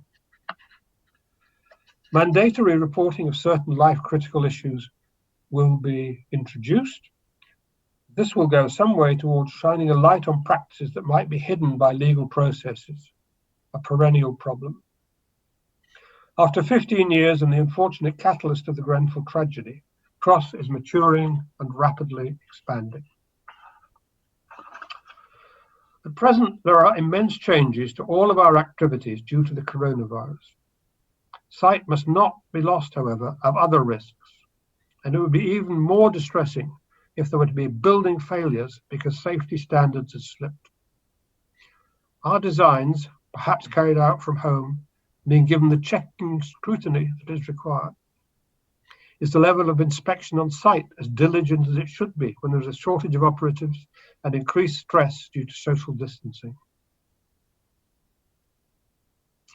To gauge the need for CROFS, meetings have been held with some 30 organisations representing all sectors of the UK fire community. There is unanimous support and approval for the system, which will, like CROSS, seek reports on concerns and occurrences. The rest of this year will be spent developing the system and processes, establishing a panel of experts, and setting up the website with a view to a launch early next year. There are interlinked benefits from the CROSS and CROFS processes. This is not just from the reports themselves, but from the analysis that follows. Most importantly, public safety is enhanced. The practice also benefits the duty holders, which is the term embracing those involved in the building cycle: owners, designers, constructors, and building managers. In the long run, there will be cultural change, which is assisted by confidential reporting. This, in turn, will be influenced by having good relationships with regulators. A yes situation and the start of a better system of learning from the experiences of others. Lives, careers, and reputations can all be affected when lessons are not shared or are forgotten. Gravity affects us everywhere, and here are 3 examples of a common problem. In this case, the use of inappropriate chemical anchor adhesives. On the left is a tunnel in the UK where part of a suspended canopy came loose as resin-anchored bolts failed due to moisture ingress. A near miss as trains go through here at 100 miles an hour. In the US, there was the Boston Tunnel, where glued bolts came out of their sockets. In Japan, bolt fixing failures resulted in the deadly collapse of the lining of a tunnel and a subsequent fire. Lessons can be learned universally, so we need to explore the global outreach. As a result of congresses and conferences such as this, interest in what we do has extended to other countries, and the ambition is to have a worldwide network sharing the common goal of keeping people in buildings safe. First to join the UK was a group from Southern Africa, then a group from Australia, and it is hoped that New Zealand will be integrated too. In Germany, a parallel organisation is being formed. All reports will be on the database and freely available. Most important, of course, has been the formation of CROSS US, and the immense strength of your nation and the construction sector means there are going to be many more experiences to be shared and life-saving lessons to be learned around the world. To describe how CROSS US is contributing, I will hand over to Andy. Good afternoon. I'm Andy Herman, and with Glenn Bell, I'm one of the directors of CROSS US. Today, I'll present the last part of our CROSS US presentation, which will describe how CROSS works in the United States and share some examples of recent case reports from our first newsletter. First, a little history. After serving on both the I-Struck-E board in the UK and the SEI board in the United States, Glenn Bell saw the importance of CROSS to structural safety in the UK and the need for it in the US. He worked with Alistair Sohn in his vision to make CROSS international and advanced the formation of CROSS within ASCE and SEI. CROSS US was approved by the SEI Board of Governors in the spring of 2019. It prepared its first webpage and began receiving reports. CROSS US reports to the SEI Board of Governors with an executive committee and a panel of experts. As you can see, the present members of the executive committee, there's 7, and our panel of experts, there's 12 right now, are up on the slide. We're also looking to expand our expert panel, and we're looking for representatives from consulting engineers, contractors, construction management, academics, government owners, private owners, code and standard setting organizations, building officials, members of the insurance industry, and legal and risk management counsel. The scope of issues considered are structural failures and collapses, or safety concerns about the design, construction, or use of structures. We're particularly interested in near misses or observations relating to failures or collapses, which have not been uncovered through formal investigation. Small-scale events are very important. They can be the precursors to more major failures. And in addition to non-newsmaking incidents that will typically be reported, We will, from time to time, draw on reports and materials that are available to the general public. For example, from NIST or NTSB reports. The type of structures considered are essentially any civil structure. We're looking at buildings, bridges, geotechnical, marine, and offshore, coastal dams, electrical transmission towers, industrial, and power.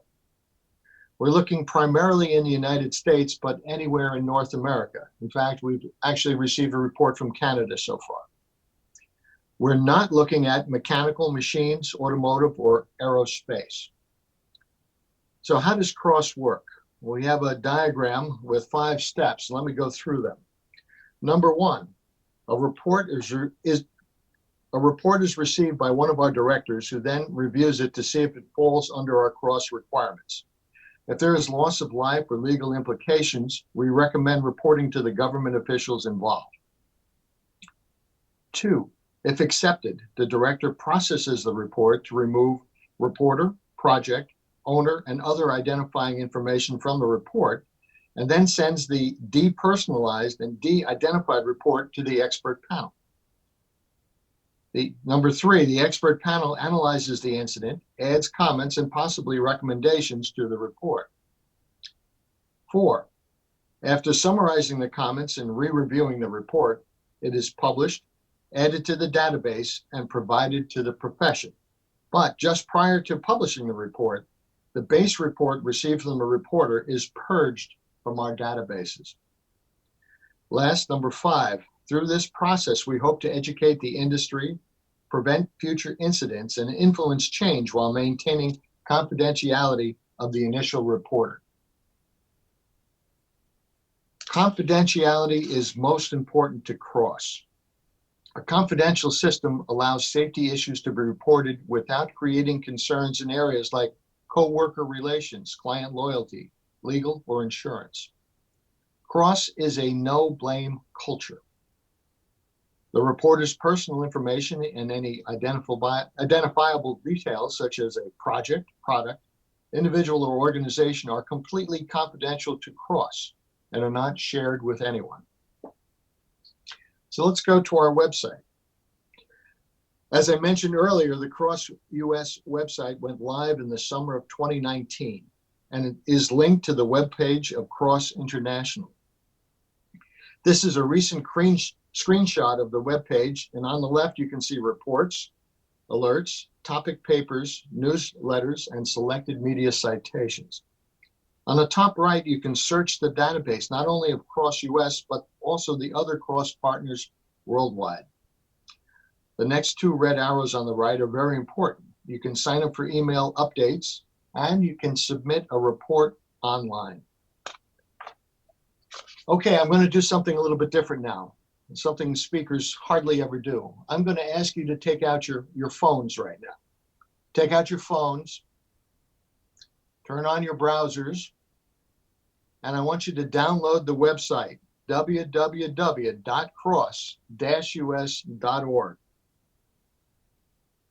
So let's just wait a second. Take out that iPhone, take out that Android phone, download the website, because this is something where once you have that website down,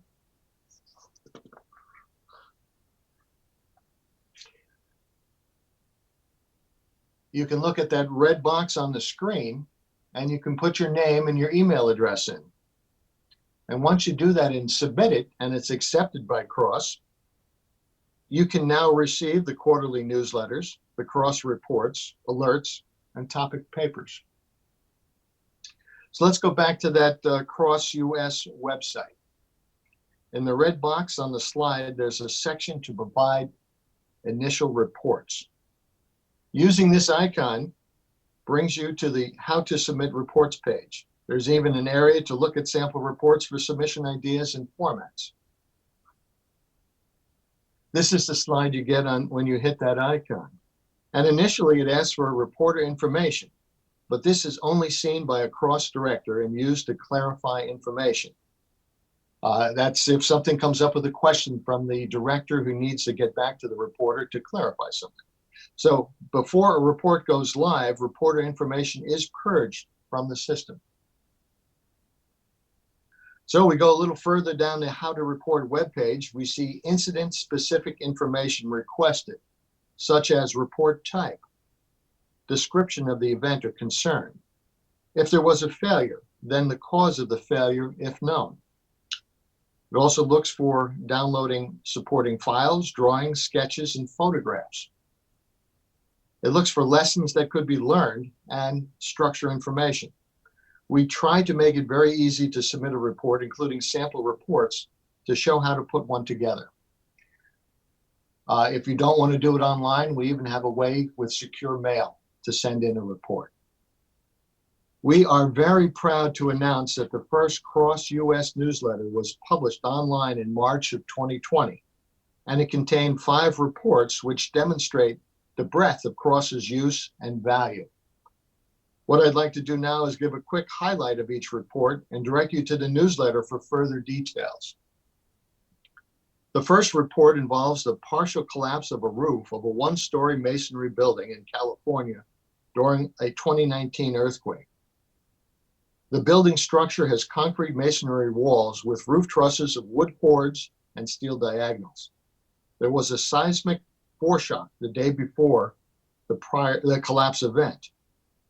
In this failure, the roof trusses separated from the bearing walls and the roof collapsed onto the ground floor. The reporter indicated that the truss bearing failure appeared to be from cross-grain tension failure of the timber ledger at the truss bearing wall connection, as illustrated on the slide. Comments and references to code requirements are included. In the second report, the reporter notes concerns raised by 2 tower crane collapses in 2019 during dismantling, one in the UK and one in the United States. Both the Cross UK and the Cross US panels collaborated on this report. The report addresses background on each collapse with comments on past failures and factors that affect tower crane safety. The third report concerns the use of standoff brackets with C-shaped cornice hooks for scaffolding and safety codes covering the use of these brackets. The fourth report involves a building collapse caused by inappropriate stockpiling of construction debris during a re-roofing operation. This was not a news-making collapse, and the lessons learned might not otherwise be brought to light if not for the existence of Cross. The stockpiled construction debris along the low side of the roof acted as a dam, leading to a ponding stability collapse of the roof framing at the lowermost bay. Comments that cover the duties of the engineer and the contractor. The last report is a retrospective look at a legacy failure, the catastrophic roof collapse of the Hartford Coliseum in 1978. While processing of legacy failures for which public information exists was not the primary motivation for establishing Cross, we must not forget past lessons learned. The concerns over computer software and modeling errors raised by this case are very much relevant today. So where do we go from here? Right now, Cross US is receiving and evaluating reports as they are submitted.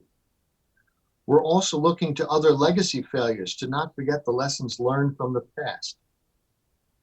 And we're looking to current reports on failures, such as the National Transportation Safety Board report on the FIU bridge collapse, to publicize their findings and their recommendations. So how can you help? Well, hopefully you've already done it, but you can sign up for the www.cross-us.org website. We need you to get connected so that you receive the newsletters and the alerts. We also need you to spread the word about Cross US. Until more engineers and contractors and members of our community know about Cross, we can't start getting more reports and putting out more failures on our website. We need you to submit reports. Every engineer throughout their career has seen problems on job sites, failures, areas that could lead to failures. We want you to dig back in some of that memory and submit reports. We also want you to encourage others to submit reports. And lastly, as you see on our expert panel, we're asking you to volunteer your expertise to Cross US.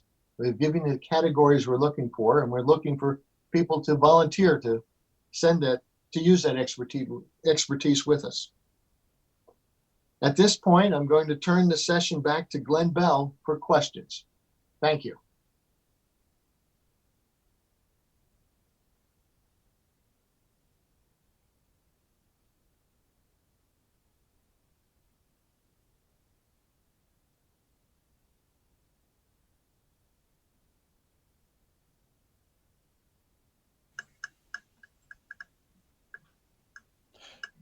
Great. We have a lot of questions from our viewers, so let's get at it. One administrative request before we do. We are experiencing an overload on the Zoom chat. That's a good thing. A lot of you are participating. There is an alternative that you can use if you have trouble with the Zoom chat, which is to use YouTube Zoom. And if you want to do that, hover your mouse over any place of your video screen.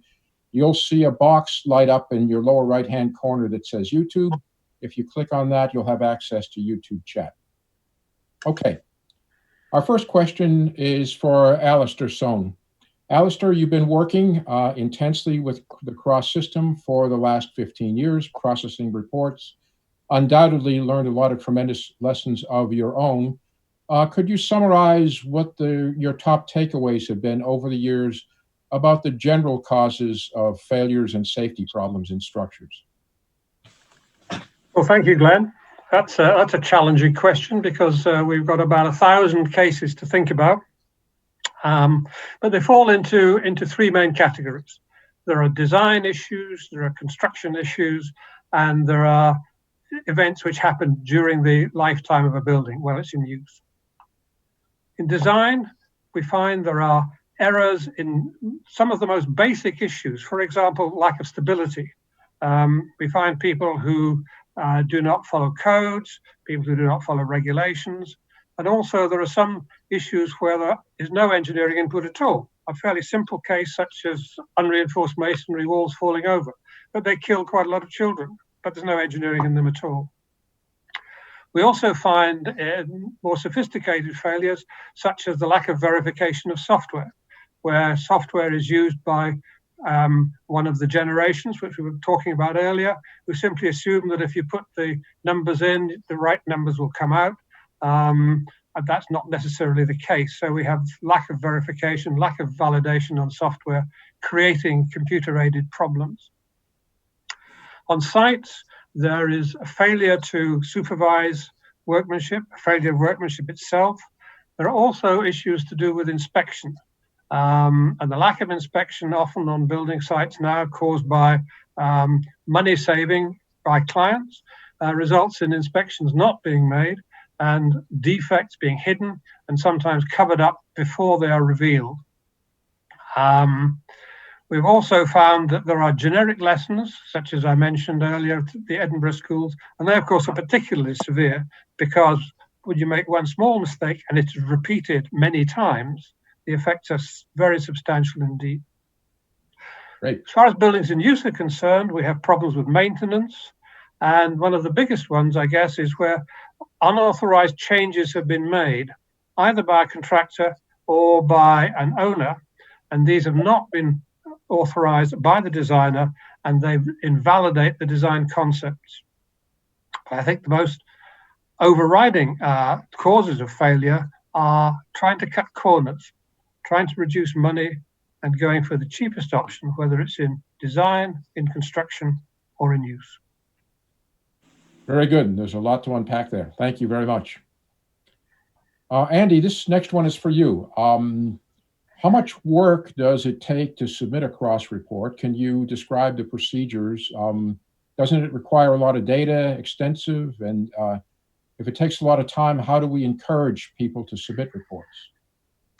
As I showed on the presentation, you can go right to our www.cross-us.org website, and you hit the button on the right side of the screen to submit a report, and up will pop the area that you just have to fill in the boxes, essentially. But you can also add photographs, sketches, diagrams, plans, if you will, to that. There's a place where you can actually download them to the site. It basically leads you through the submitting of a report, and you can actually look at some sample reports if you want to figure out how other people did it. Great, very good. And I might add to that it doesn't have to be highly polished information. We have a very eager and a willing group of panel experts to work with data and produce very polished live reports. So in many respects, we can do the heavy lifting, right? Yes. Great. This question is, I think, probably for both of you. You can take it in the order you like. Can you give examples of how individuals and engineering companies can learn from CROSS as individuals and organizationally? What does that look like? Alistair, you want me to shoot first? Yes. Okay.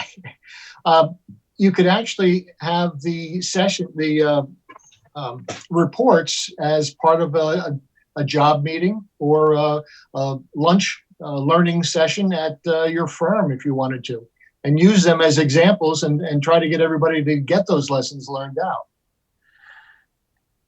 Very good. Alistair? Well, designers can use the information because it enables them to check for safety issues when they're going through a design, things they may not have thought about. So they can use the database for checking for concerns. On site, it can be used very effectively in order to help educate people at all levels, from the shop floor to the managing director. And some of the best feedback we get is from construction sites where they say, by reading your newsletters, we have avoided problems which otherwise we might have fallen into traps with. Great, thank you. Great. This question also is, I think, for both of you, because we probably need a UK and a US perspective on this. But I'd suggest we start with Alistair. How does the litigation system in your country affect an individual's willingness to report on structural safety? Confidentially usually only goes so far, even though professional ethics issues require one to submit issues on ethics to deal with them. We have not had any problems with legal issues. The confidentiality aspect of it is extremely important. We never reveal the names of reporters, we never reveal the names of sites or products used, and we don't blame people. So we do not deal with ongoing legal cases. That would be beyond our remit. So all the reports that we have are to do with things which have not involved litigation. All the litigation has been and gone. So by making sure that we stick to the confidentiality rules and that we give sound advice, then we don't have problems. Just one follow-on before we move to Andy. Have you ever had a circumstance in 15 years where you were somehow impelled by a legal process, subpoena or something, to reveal confidential information? No, we've never been asked that question. It doesn't mean it won't happen, and we have got steps in place, including legal checks before we publish anything, but it has not happened to us in 15 years. Great. Very good. Andy, of course, we don't have the same track record in the US that they have in the UK, but how would you respond to the question? We do have, when we do put out reports, even before it goes to our expert panel, it's depersonalized and de-identified. And before it actually gets published, we purge all the original reports, which have the reference to the reporter, from our database. So we don't have an electronic record of it at that point when it's actually reported. Yeah. So I think we would all remind our viewers, and you both showed in your presentations the pyramid of risk, that the focus on CROSS is on the lesser failures. We're not envisioning producing reports, processing reports on fatalities, news-making failures, and those sorts of things that get tied up in courts for years. We have learned, and in fact, the aviation safety reporting system in the US, which is based on this that we can learn so much, if not more, from the lesser incidents, the near misses, and general safety concerns. So that's really our focus, not the stuff that gets tied up in courts for years. Great. Yep. We have several questions around Cross International. I'll start with a broad one, Alistair. I know that I can tell the viewers that Cross International is your brainchild, your goal, your vision. And you talked a little bit about it, about the shorter term progress of it, where it might go from here, but longer term, what would you love to see Cross International become? What would it look like? And speak some more to the benefits of a truly global network.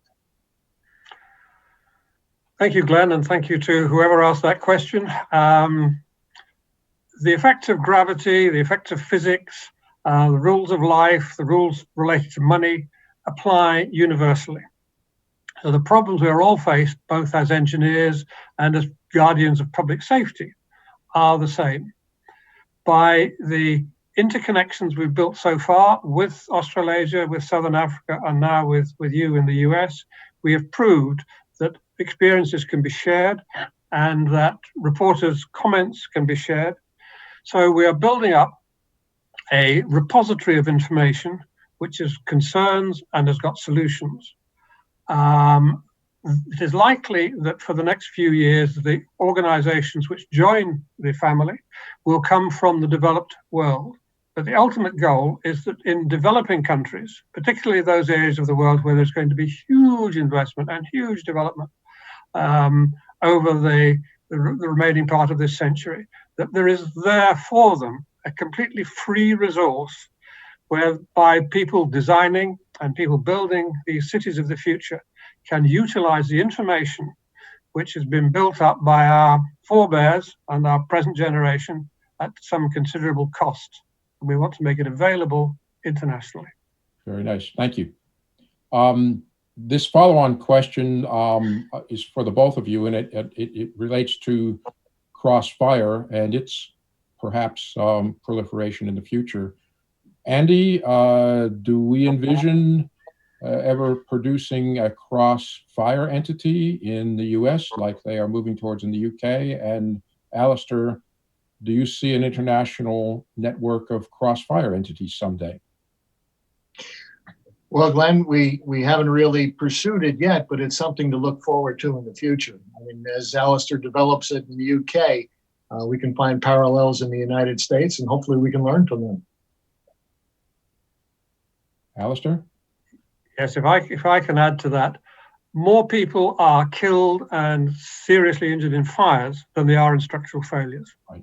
Fire is a bigger threat to our communities, and it's one which will benefit, we believe, from having a confidential reporting system, because there are many different ways of looking at fire situations, and there's a range of people involved, from fire engineers through to fire and rescue fighters.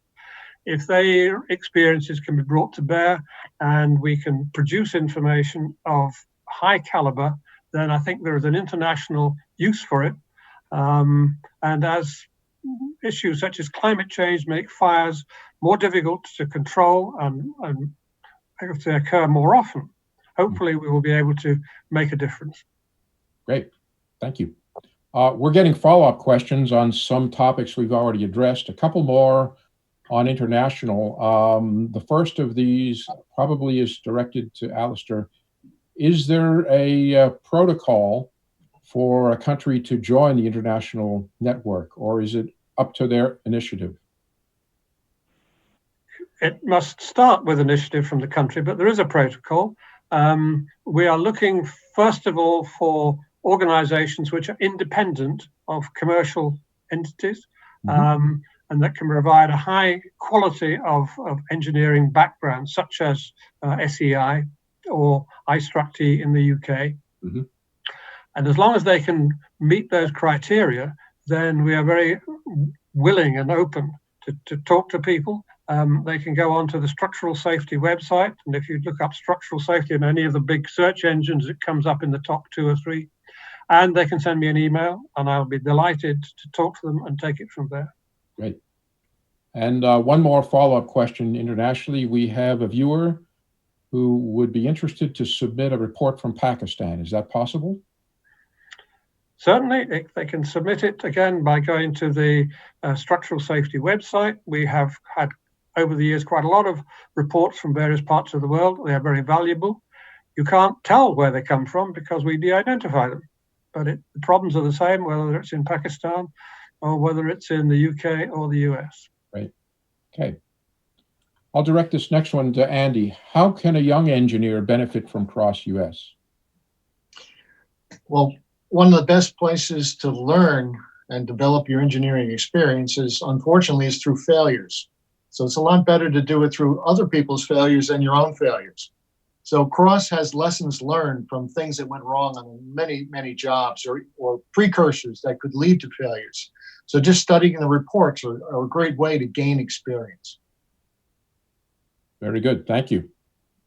If I can add yeah. to that, Glenn, in the UK, the professional institutions are regarding Cross as part of continuing professional development. So graduate engineers are encouraged to study the reports and maybe question about them during their professional interviews. Great. Thank you. This next question is directed to Alistair, but I suspect that Andy has thoughts and can weigh on this too. It notes that in your remarks, Alistair, you talked about reliance of software. And the question is, if we can't rely on software, how will we be able to design very complex, multi-degree of freedom, complicated structures, particularly for high seismic areas? Well, that's a question for more than this discussion, isn't it? It's a perennial question. And those of us from the boomer years would say, well, you should do rough calculations on the back of an envelope. But that is still the case, that the engineer should know approximately what the solutions are going to be. Very complicated structures with very complicated transfers and complicated dynamics in terms of seismic zones. Of course, they do benefit enormously from having the correct software. Yeah. But there is a lot to be said for standing back and making sure that the software is giving the sort of answers that a good engineer would think are appropriate. Very good. Andy, I'm sure you have thoughts on that. Well, definitely, you have to put the right information into the software programs. You have to have confidence in the software programs. You also have to know the structure. And when it's complicated, sometimes you have to use more than one software program to check another, just to get different approaches to it. Yeah. So I would add, I think it's sort of a high-level answer to your question is that it's not that we can't rely on software, it's that we can't over-rely or misuse software. And many of the comments that Alistair and Andy have made are valid. I have a lot of experience with this in my own practice and having run a structural firm for many years. Use of software is a tool. It can be used or it can be misused. The software itself has to be validated. The input has to be correct. There are many checks that you can do, basic checks of statics and deflected shapes and so forth to test whether the information that's coming out the back end makes sense or not. And this is absolutely critical. Software does have its place, but it has a proper use and can be misused. Great. Here is another question, interesting one that I haven't pondered before. Have you ever had a case where everything was done based on code and still resulted in some issue? And I'm curious to see if reports have been contributed to improvement in codes. Again, for both of you. It's important, I think, to remember that codes often set the lowest standards. That doesn't mean to say they're poor standards or bad standards, but they're the standards which are the minimum for a safe design. And sometimes you can get codes which go, or structures which go beyond the code standards which exist. So no, I can't think of a building which is complied in every respect with a code which is not right in structural terms, but in fire terms, that is possibly the case. And certainly in the UK, we're seeing revisions to fire codes now, which is an important development. And have we influenced codes? We certainly know that our information is read by code committees, and we have contributed to a number of safety related publications which are referred to in codes. So yes, we have had an influence over the longer term. Great. And this is going to be our last answer to the last question. So Andy, you have a relatively brief addendum to what Alistair has said. Yes. Codes are always expanding. They're changing based on our knowledge and our experiences. I sit on one of the codes for railroad structures, for steel structures, and we're always looking at the codes and trying to update them. So they move forward as we learn more. Great. Thank you very much. And thank you all out there who contributed great questions. We haven't had time to address them all, but we are thinking about a follow-up plan for maybe processing your questions and getting the answers out there in a different forum later on.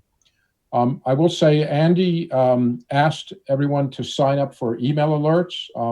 I actually get an email ping every time one of those happens into the Cross system, and there was a flood of them coming in. So thank you for those who signed up, but I didn't get as many email alerts as I know there are people out there listening. So the rest of you, please sign up. So with that, we'll move on. We're going to take a 10-minute break before our third session. Thank you.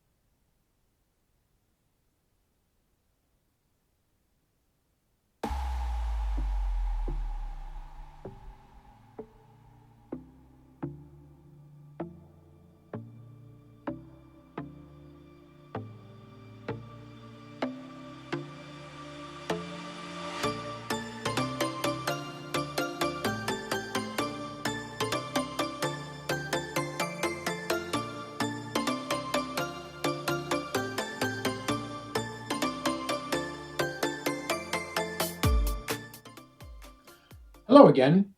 Now I'd like to introduce Don Dusenberry on Performance-Based Design is the Future. Don joined Simpson, Gumpertz & Hager in 1975 and serves as a consulting principal.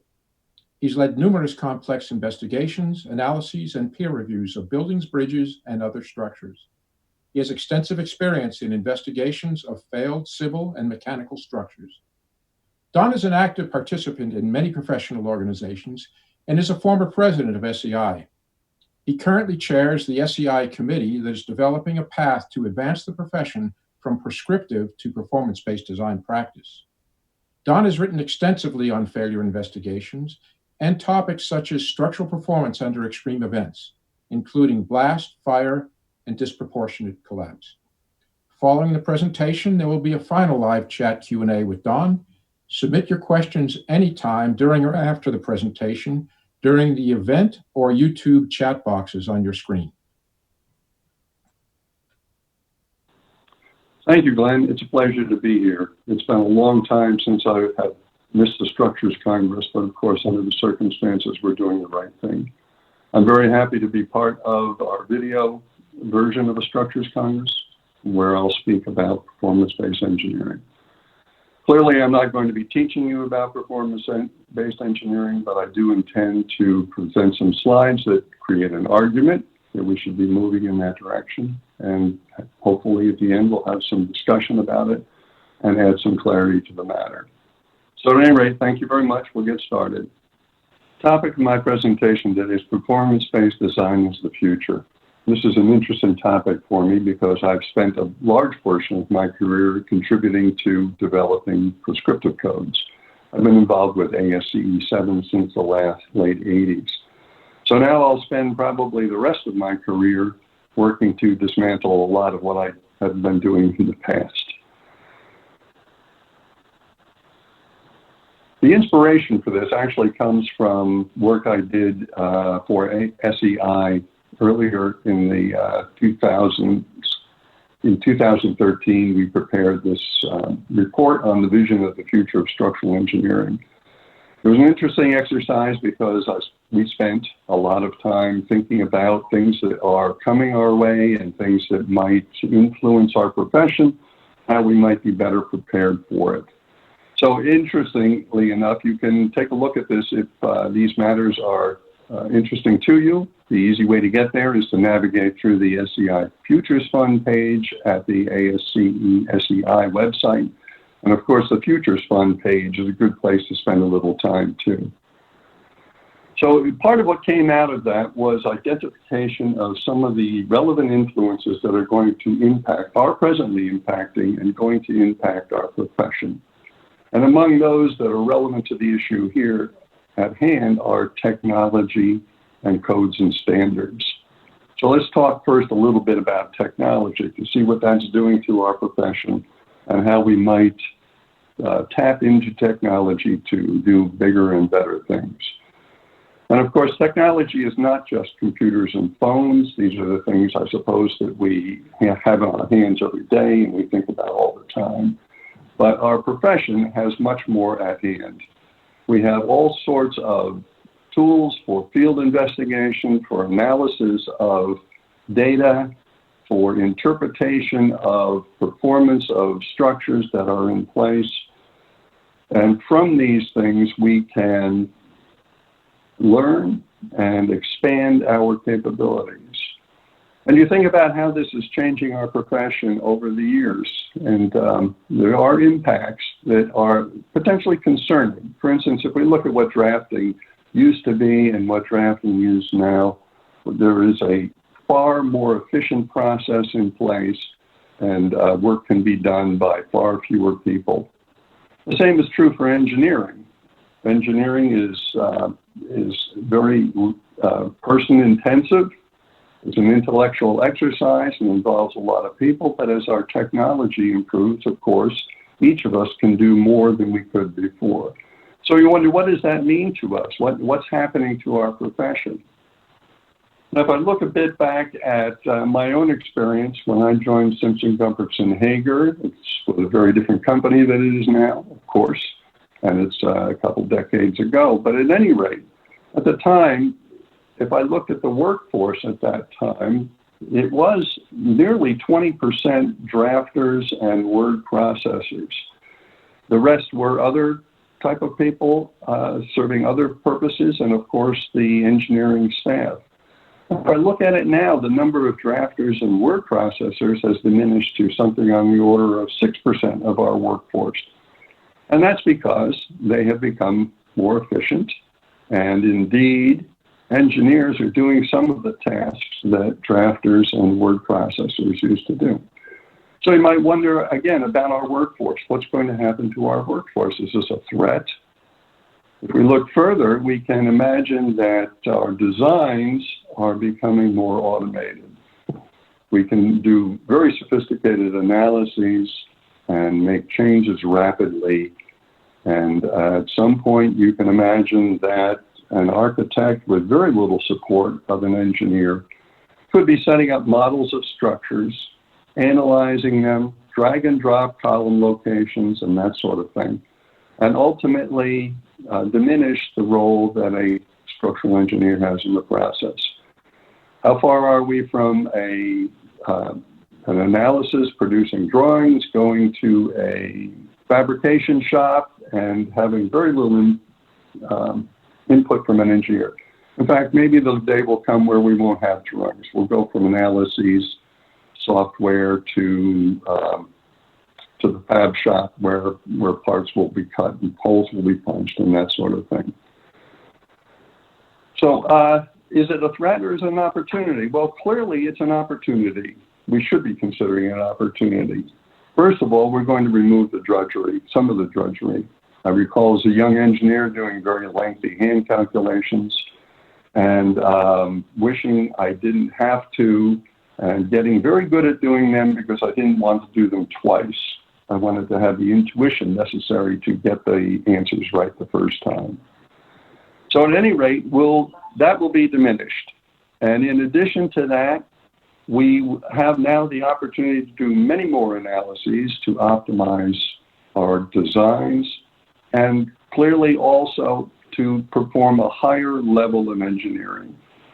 We don't have to be confined to basic calculations. We can do very sophisticated things now. And all of this allows us to provide a better work product to our clients and society. We have tools. We can use them. Now let's look at codes and standards a bit. You might argue, well, the more comprehensive, the better. We'll have better structures. Is that really what we think? Is that really the way it's going to play out? I'm not so sure. But if you look at ASCE 7, which again, I've been a part of now for most of what you see there, the number of pages has increased over the years. Back in the 80s, it was less than 100 pages long, the equivalent document. And now it's getting up very high, and I suppose 2022 is yet to be seen, but I wouldn't be surprised if the number of pages gets up higher even than that. And if we look at what the content is, it's text, it's tables, maps, and calculations, and formulas rather. And while these things may look rather daunting, that on itself is a problem, I suppose, for many engineers. But you have to admit that everything that's in that book can and will be programmed eventually and run with very little direct input from the engineer. At least it's possible. So is this a problem? It may be, or maybe it's not. Maybe what the complexity that's created in a standard now seems like a problem. Eventually, it may be something that we don't have to concern ourselves with. But is that what we want to do? The bottom line is that our codes and standards today are very prescriptive. They tell us what to do. They set our priorities. They limit how we solve our problems. And by doing all of those things, they stifle innovation and creativity. So how did we get here? Why are we this way now when perhaps we could have gone a different path? Well, part of it has to do with how codes are developed. Over the years, typically safety has been the primary focus, and of course that's our primary goal, is to make certain that the things that we design are safe. And sometimes codes develop as a result of a large loss. There's been some kind of an event, creates a circumstance, an interest in the engineering profession about what happened and why it is that we need to change our code, or if we need to change our code, and we do so. And sometimes it follows a breakthrough in research. Research is underway all the time. Somebody learns something new and wants to bring it into the code so that we are doing our designs according to the best current information. But rarely do these things happen with a broad look at the entire picture. Are we really considering, when we make a change to the code, what the implications are across the board? If we make a change in one place, does it have for an improvement? Does it have a negative impact somewhere else? Not always are these things considered in full depth. Now, over the decades, in spite of the fact that we are interested very much in life safety, we are getting more and more involved in our codes into other matters: economic loss, serviceability, sustainability, robustness, and these things are entering our code and our guidance, but they're not usually linked to any expectation of an expression of reliability or to levels of risk. They are not consistently handled, nor is the issue of life safety consistently handled when it comes to reliability. So what do we get?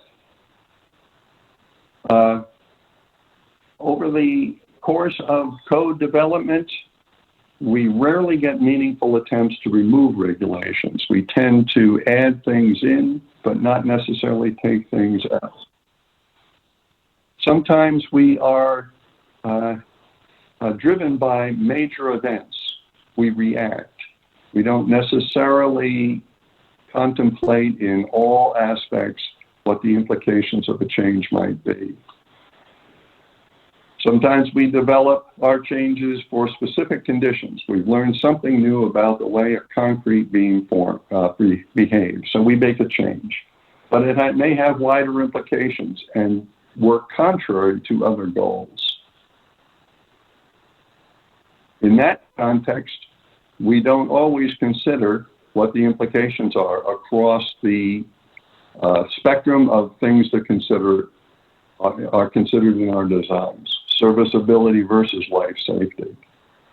And sometimes we just simply get an idea that's good, and we think that everybody ought to do it that way because it works for me.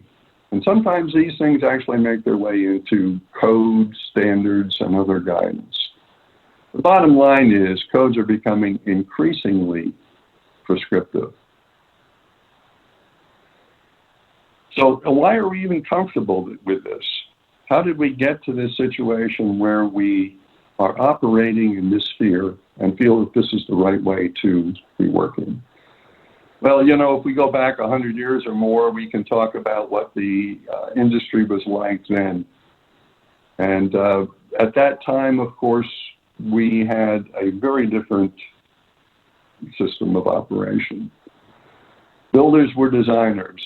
The engineers, the contractors were one entity. And architects were engineers. There was not a separation often between those disciplines. And we did all of that without prescriptive codes. At the time, somehow, somebody figured out the way to solve engineering problems without having to follow prescriptive codes.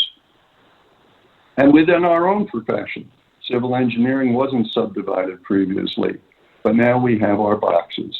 For some reason, at some point, we decided to start defining boxes, whether we were builders or designers or architects or structural engineers, geotechnical engineers, we defined our boxes.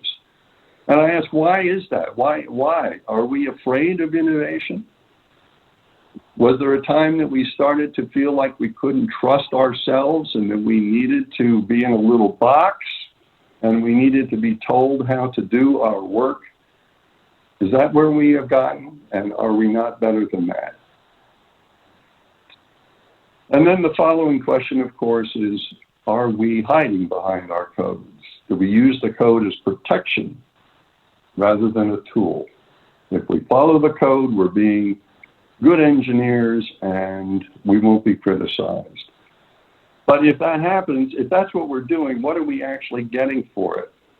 Our analyses that we do don't necessarily tell us how the structure is actually going to perform. You never really know. You design something, the structure gets built, nobody calls you up and says it isn't working right, so you don't know. You don't know if it's over-designed, under-designed, you don't know what. I've said it many times, I know other people say it too. You learn more about structural performance by looking at one that hasn't done well than you do by designing 10 that work just fine. So what are we doing? Are we really designing efficient structures? Codes force us to some solutions, and that sometimes gets us into trouble. And in fact, sometimes litigation hinges on some minutia related to code compliance. And it's not right when that happens. If you cross a little line someplace and all of a sudden you're getting criticized, even though the performance of the structure seems to be fine. So here we are, given our litigious culture and our overall responsibility for life safety, of course, have we forgotten how to deal with risk evaluations, or are we unable? And are we now comfortable with the cookbook solutions that we get by our codes? Is that where we are? Are we wasting our abilities? We're better than that, of course. And is society getting the best of our talents?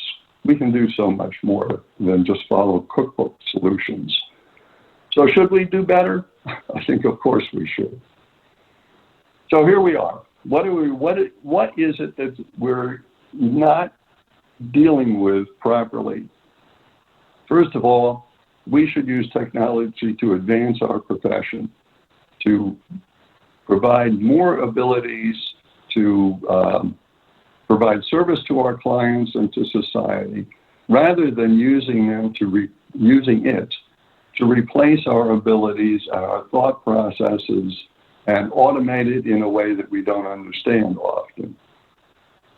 And if you look at our codes and standards, perhaps they've become a crutch, but they certainly have stymied innovation.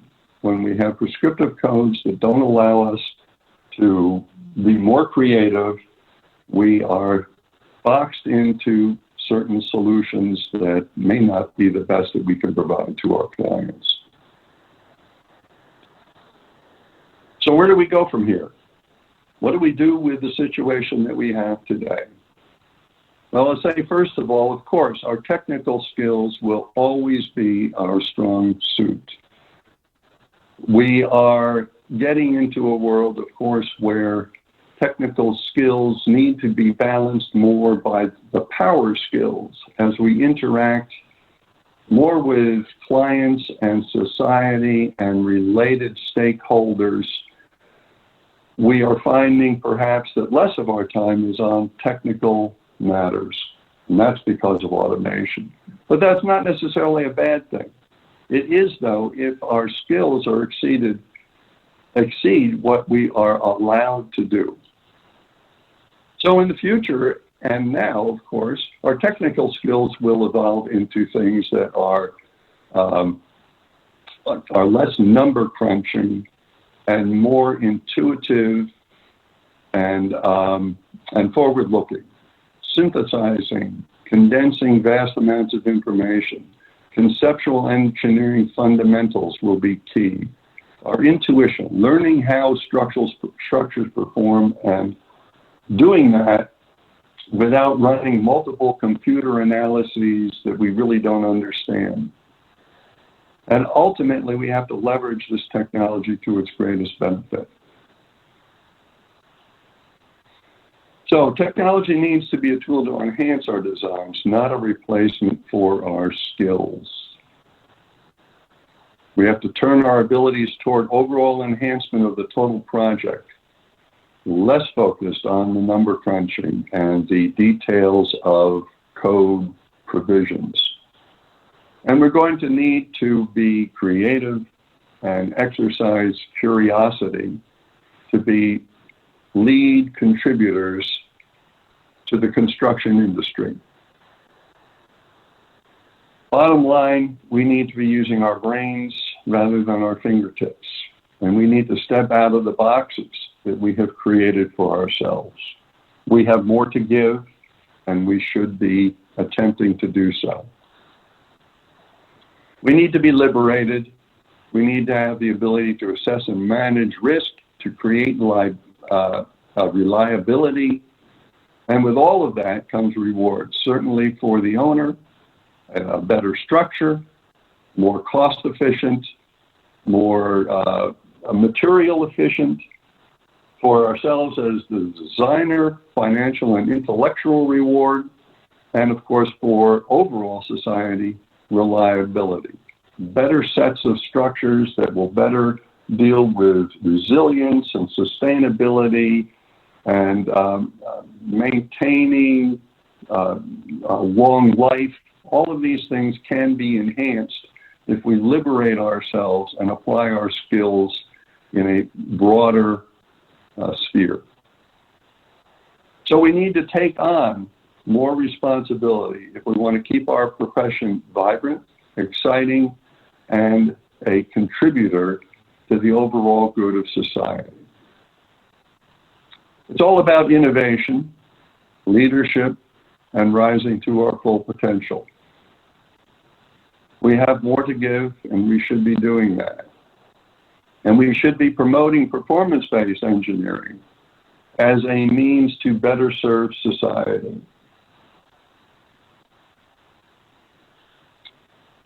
That Case for Change report that I showed you in one of the very first slides has a statement in it that I think is useful to be considering at this point. It says, if we mandate how a structure must perform, but leave freedom to how the engineer provides that performance, we open the possibilities for amazing solutions to presently unsolvable problems. This is a mandate, I think, that we should be considering as we're talking about performance-based engineering. All right, let's talk a little more, therefore, about what is a performance-based code and how does it differ from what we have today. So you can do this, you can make a statement like this, which I don't take seriously, but let's say it anyway. When subjected to the environment, the structure shall not fall down, vibrate too much, deteriorate too fast, or be too hard to repair or repurpose. Well, that sounds very general and maybe a good goal, but it really isn't where we are with a performance-based code. Instead, performance-based codes establish the acceptance criteria. What are we expecting this structure to do? They allow for development of threshold design bases. They provide guidance about how to perform analyses, and they set expectations for the verification of the accuracy. What they don't do is prescribe requirements, dictate analyses, or mandate one answer to a problem. Let's get a little more serious about what the statement is, and it goes more like this. The building shall perform as expected when subjected to hazards defined in advance. Clearly, the code is a concept that we're talking about. And if we look a little bit about what this might mean in the code, let's look a bit back to where the Euro codes took a step. There are statements like this in the older Euro codes. The structure shall be designed such that deterioration over its design working life does not impair the performance. That doesn't tell you how to do it, but it tells you what the goal is. To take another example from the Euro codes, it talks about the design working life, and it gives those lives in terms of years and does give examples of the types of structures that are expected to be in that category. You might call this a parallel to the performance categories in ASCE 7. But there is a difference in the case here that we're talking about design life, not simply loads, which I think is what you see mostly in ASCE 7 these days. So performance-based design is based on stated goals and objectives, which are validated through analyses, tests, or a combination thereof. It explicitly, and this is an important difference, it explicitly evaluates how a building will perform in response to the hazards, as opposed to simply taking loads and making certain that the elements are not overstressed. We're looking at the building performance and the specific evaluation of that performance. So performance-based codes contain essential requirements for comprehensive design, and they provide a framework for determining levels of safety and property protection. It provides for hazard types and severity levels, and it describes alternatives for performance expectations. Then you assess the performance directly through the code. Codes of performance-based codes likely will endorse methodologies, set minimum standards for what types of procedures should be used, focus on system performance over element performance, and for quality control and important structures, it's likely that we will have peer reviews. The reason for that, of course, is that with less prescribed, more judgment and creativity are allowed. And in that context, having a peer review is a way to validate designs that are created through performance-based codes. So the benefits that we are likely to get. Performance-based codes facilitate early introduction of new technology. They allow for innovation. An important part is that it allows realistic evaluation of performance and, in fact, losses that might be expected should there be an event that reaches the design base. Performance-based codes can be used to verify equivalence of different approaches. They can raise efficiency, foster sustainability, because we're not constrained to a single way to solve a problem. We have flexibility. And it creates transparency. We can talk with our clients about levels of expectation that they should or could maintain and get their input on those matters. So performance-based codes will foster in having informed stakeholders. Everyone will understand what their goals are and how we're going to meet them. It fosters communication about risk acceptance and performance expectations. Owners will better understand that in a seismic event, there's going to be damage, and that damage is part of the design. Often we don't have that conversation the way we should, and owners sometimes are surprised when they have that kind of performance. This will foster that kind of communication. We'll have better techniques for understanding, establishing reliability. We'll have a more uniformity in reliability. The likelihood of a damage occurring during a snowstorm will be comparable at the design base to the likely damage due to a windstorm at the design base, so that we have consistent reliability with performance-based codes. We'll have a methodology for converting risk assessments into design parameters. And through this process and through the analyses that are engaged, we'll have better confidence in the outcome of what we are producing. You know, this isn't something that's new to the engineering profession at all. In fact, we may be one of the few disciplines that has done what we have done to ourselves by creating prescriptive codes. Mechanical engineers, they don't have prescriptive codes. Electrical engineers, and our collaborators, geotechnical engineers. They're not engaged in the type of prescriptive design that we as structural engineers do. And it's because we have written our codes in a way that does constrain us. So we're not really charting new waters. And in fact, even within our structural engineering profession, this is not an entirely new concept. For some time now, there have been performance-based provisions for seismic design. ASCE 716 has the new Appendix E, which talks about and lays out a process for performance-based design of structural response to fire.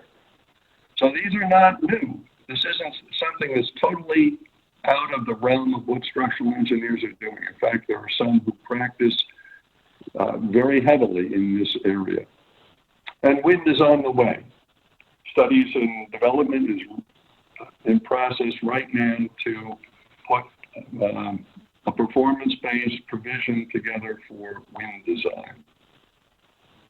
So we have it already. So what are the steps? Let's talk a bit about the steps in the process. How does one go about a design using performance-based codes? The matters include these, and perhaps some others. First, we want to understand what are the hazard scenarios? What are the influences on our structure that we need to design for? And what are the objectives? For one windstorm, we may want the cladding to sustain no damage whatsoever. And another windstorm, we may allow some damage, but we don't want the cladding to fall off the building. There may be different levels of performance for different hazard scenarios, and we can map those to each other. We develop the performance criteria. How do we measure the performance? What is going to constitute the threshold at which we say the design isn't meeting the criteria? And we have then finally, and interwoven actually, we have the process of verifying that the performance meets the objectives. And of course, hazard types can be the ones we usually see. We think of them as loads, but they are the hazards that impact the structure. There may be others as well, but these are key to what we are used to doing and dealing with. And we'll probably have different return periods, different intensity levels that map against different performance expectations. And those performance expectations, in many cases, can map into a list like this. These are the objectives. We want to prevent that. We want to perhaps collapse is permissible under certain circumstances, or we may want to be on the verge of collapse, preventing collapse, life safety, immediate occupancy, and operational performance, which would be the highest, meaning that the structure continues to operate throughout an event. There may be others as well. There will be others as well. The serviceability limits that we would want to map against. Occupant comfort, stiffness, which may be related to how a process can be supported inside of a building. Downtime, should there be a loss, repairability, ability to repurpose the structure, should the need arise in the future. These all can be mapped into performance-based codes in a way that they can't go into prescriptive codes. So let's look at some examples of some of the criteria that we might be dealing with. For a seismic design, we might start off with a premise like this. Structures should have less than a 10% chance of collapse given the occurrence of the maximum considered earthquake.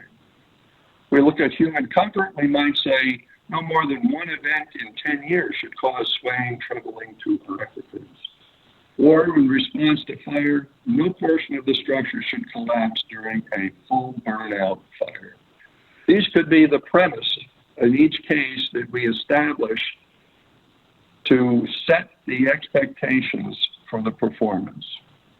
How do we go about doing these, responding to this? Well, we have resources that we would bring to bear. For instance, for that seismic case, we have an understanding of ground shaking that's associated with each return period for seismic events. We have understandings of characteristics about human comfort in response to vibrations. And we have information on fire loads, how much heat is generated when a fire occurs in a building of a certain occupancy. And we have understanding about the impact of temperature on structural materials. With that information, we can do our analyses. Seismic, maybe it's a non-linear dynamic analysis. Human comfort, vibration analyses, as opposed to perhaps simply a stiffness level that one might put into a prescriptive code now. And for structural response to fire, we take those fire loads, calculate temperatures in the structural elements, and determine the loads that are generated on the structural frame as a result, and the changes in the properties of the materials while they're under load and after. So it's the analyses that follow. The map may look something like this, the flow chart. We identify the hazards, we select the performance objectives, and this is a process that involves all the stakeholders. We develop a design that we think may respond to those hazards and performance expectations, and we test against a criteria that we would have to measure our performance. If we make it, the design is complete, and if we don't, we go through the usual process of revising the design and repeating the assessment process. So it's a flow chart that has similarities to what you do in a prescriptive approach, those last few boxes, but it's the lead-in boxes that are different. And the process by which we prove performance, verify performance, is somewhat different. Beyond that, we can have other algorithms. We can measure other performance objectives that we don't normally do as structural engineers now. It is possible to consider mapping structural failure against casualties, repair costs, and not just the structural repair costs, but other types of repair costs. How long a structure might be down if it has a certain kind of damage as a result of an agreed upon event and a performance expectation. And we can be considering the impact on resilience across the community. These things can be tapped into a performance-based code approach. So the outcome, we have better informed stakeholders. We have a uniform handling of risk and performance expectations. We get structures that are efficient, reliable, and balance competing needs. And we have a new and enhanced role for structural engineers. Now, if we look a bit back now at the prescriptive design, just to hammer home the differences. It is a design that's based on prescribed parameters governing materials, design processes, and construction methods. Prescriptive codes, they don't reveal how a structure performs. About all you know is it didn't fall down, and nobody's complaining, but you really don't know how it performed. You don't know if the design is conservative or unconservative, or by how much. There is inconsistent treatment of reliability. We can't assess damages and associated costs because we can't really predict what they might be. And we can't have informed conversations with the stakeholders. We either met the code or we didn't meet the code. And that's about as much as we can say when we have conversations with the stakeholders.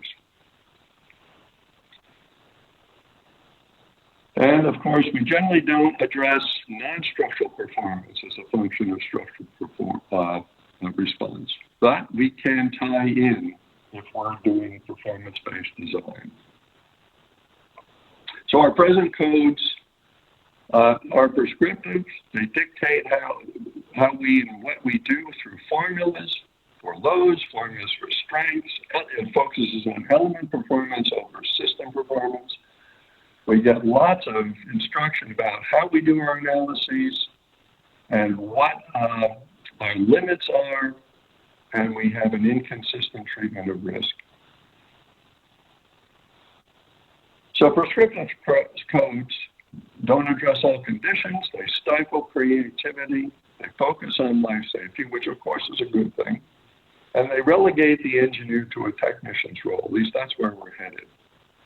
In contrast, performance-based codes allow flexibility, encourage creativity, can help us address sustainability, resilience, and robustness. We can have improved designs where we can demonstrate reliability, and we elevate the role of the engineer. So prescriptive codes give us the path with little acknowledgement of objectives and verification of performance, whereas performance-based approaches state the objectives up front and let the path be defined by the engineer. So performance-based codes will liberate structural engineers to solve presently unsolvable problems. Linking back to that statement that was in the case for change report that I put up on an early slide. So what has to happen? How do we transform the profession to get to where we need to be across the board? Well, there are many things that we have to do in the process. We have to have a shift in mindset. We have to understand that we can do things differently. We have to agree on when it's appropriate to use performance-based design. It likely is not for all designs. You don't need this for a routine structure, a two-story office building with rectangular grids, 4-column patterns. We don't need it for that. So we have to decide when it's appropriate, and maybe there'll be alternatives for either applying it or not if it comes into the code. It does require a significant restructuring of the codes and new training and skills. Most engineers today, I suspect, feel threatened by this and maybe feel their skills are inadequate to pursue it, and that's okay. Training will solve those issues, and we need acceptance by the stakeholders. Everybody needs to understand that there will be benefits in performance, and everybody needs to understand that there will be value to performing the effort necessary to get to the design if we're following performance-based approaches. We have to establish what is the workable framework, what should be in the code. And if we are developing codes now that will be performance-based, what do we need to know that we don't know now? And how will we get to where that knowledge is understood and can be expressed so that engineers can use it? So there'll be work to do in some areas. And then how do we need to change the education, both for practicing engineers as this rolls out and back in the formal education stage? What should engineers in school be taught so that they will be better prepared to operate in the future of structural engineers? And this isn't just the future as expressed by performance-based codes. It includes other types of features that are going to be impacting our life on a daily basis.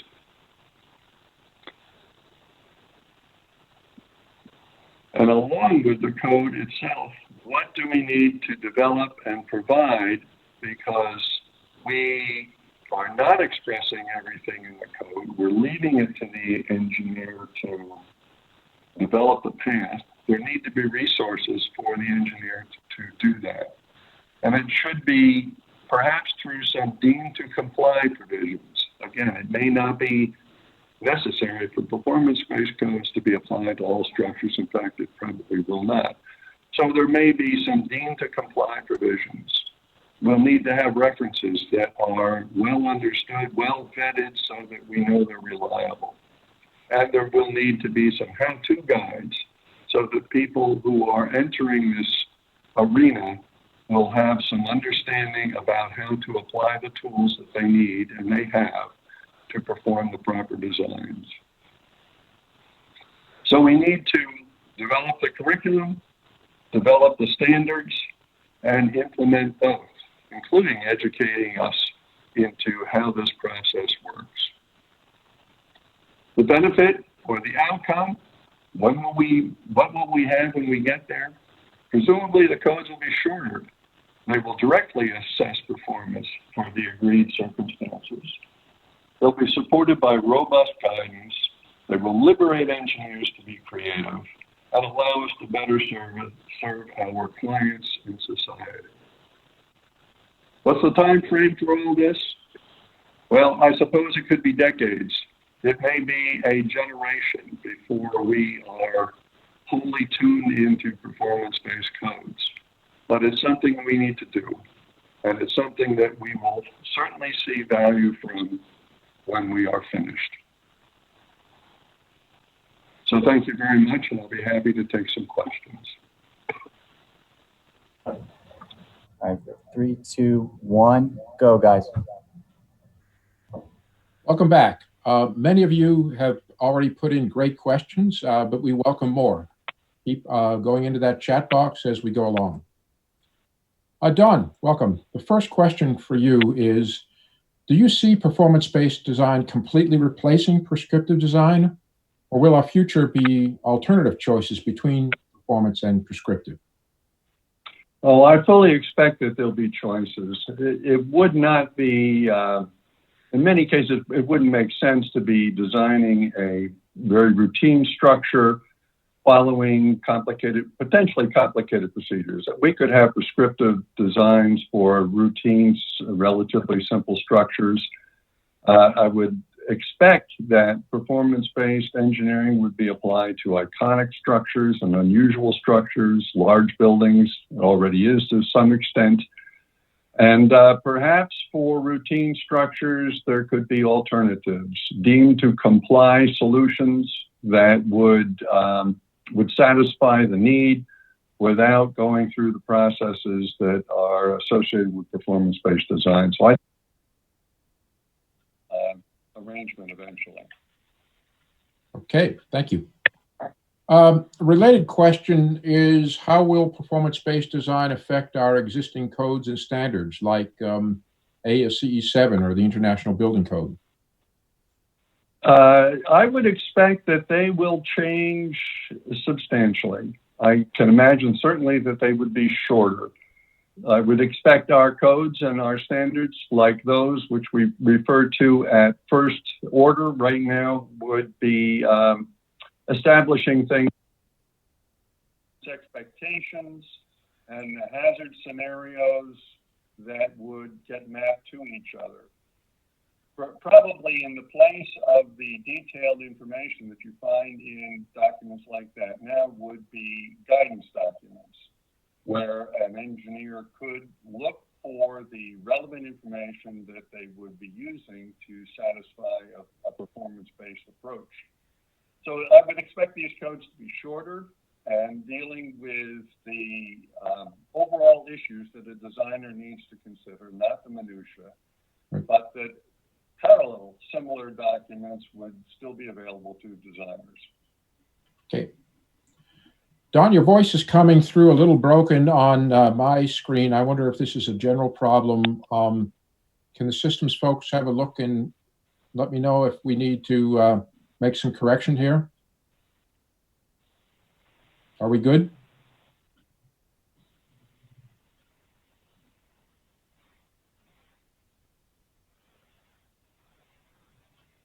Okay, we're okay.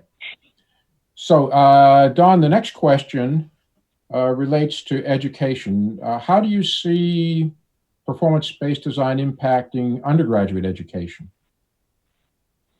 Well, there are several things that I think that would be important for engineers of the future operating in this area to strengthen from what we have now.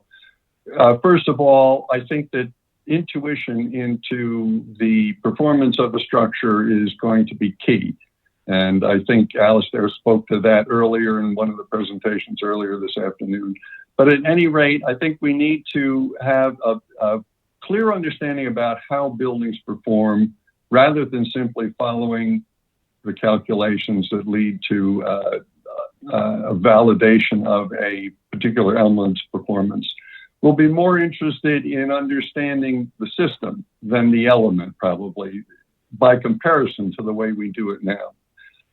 We'll have to have a better understanding for the basis of loads. Right now, we go to a code and it tells us how much snow load to design for on a roof. But when we're talking about return periods and probabilities of certain conditions existing, we'll need to have a better understanding of the bases and determining those things if we care to do it on our own.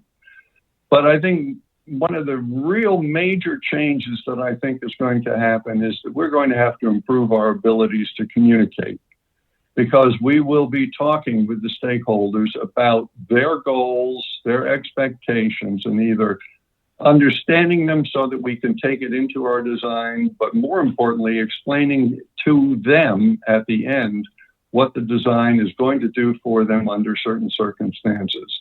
And we're going to have a bigger role, I think, in the construction sphere, working with all of the stakeholders. So I think communication is a skill that engineers will have to improve in the future.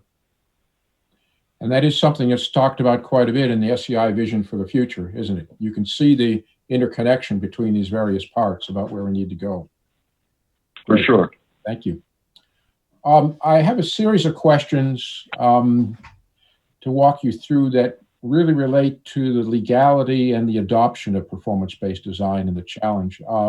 Let's start with legal. We touched a little bit on codes, but what are the challenges from making performance-based design legal in various jurisdictions, from a code standpoint? Well, I think the first thing that has to happen is there has to be an education among the stakeholder groups about what performance-based codes are, what performance-based engineering is, how each stakeholder will benefit, and how they will interact in the process. There is comfort, and we have adopted it in following the code and knowing that if we do that, we have fulfilled the minimum standard. We have a design that should be safe. But I think that as we get into performance-based, we'll need to develop a bit of a comfort level that it is an execution of a design and engineering process. Often, certainly on major structures, there will be a peer review step in the process to add comfort to the quality of the outcome. Mm-hmm. So I think education about these things first is going to be key, so that the stakeholders, all of them from the owner to the building official, everybody in between, and the contractor even, has an understanding about what we're all doing together and why it's beneficial for all parties. I think bringing it in as the formal way that design is performed may be a process that takes decades, maybe a generation or two to come in before everybody is comfortable with it and it becomes the primary step. So I think it's a process that everybody will need to become comfortable with over a period of time. So we know we've made some very good progress in the area of seismic design in the U.S. And some with fire engineering. What lessons have we learned from that about how to go about communicating with the key stakeholders? Yeah, I think in those areas there has been progress, clearly, because there is a lot of seismic design that is done, and in particular upgrading of structures that is done on a performance-based engineering approach. And I think that the stakeholders who are benefiting from that approach recognize the values, and they have adopted the comfort level that they need to operate there. Fire is new. Fire is now under discussion. There is the appendix in ASCE 7 and a guidance document that goes along with it, explaining more about how to perform an analysis for fire. So we're learning there. We don't have a good track record yet, but I'm hopeful that we will be convincing stakeholders of the value and the benefits. If nothing else, we now will better understand how structures will perform in fire. And if that is something that people are become comfortable with, it'll follow. We'll learn our lessons and we'll advance. Great. Along that line, I have one question here that was submitted regarding the cost of performance-based design. The presumption in the question, as I read it, is that PBD will be more expensive to execute in the design process, maybe impact the schedule. How do we make it affordable, or how do we persuade clients if it's more expensive? Yeah. You have to know that if you're going to actually do an analysis, it's going to be more expensive than something that is automated. I mean, that's fine. That's a given. But I think the value argument comes through the performance of the structure and our confidence in our understanding of the performance of the structure. The engineering may cost more, but the owner, the purchaser, will get a better structure. Certainly something that is potentially cheaper because the design has been refined. It's not forced by a prescriptive set of provisions. And in the bottom line, yes, it may be that we'll have to allow time in the schedule, and we'll have to allow a fee to the designer. Mm-hmm. But the expectation is ultimately that the purchaser will have a better structure, potentially more cost effective. Very good. One of our submitters, viewers, suggests that prescriptive design is perhaps a better safeguard against poor engineering. How do you respond to that? Mm-hmm. And that's interesting. Yeah. It could easily be, because we will be thinking about what we're doing. We're not just rote following provisions in a code. We will be thinking about it. We will be testing our outcomes both numerically and intellectually.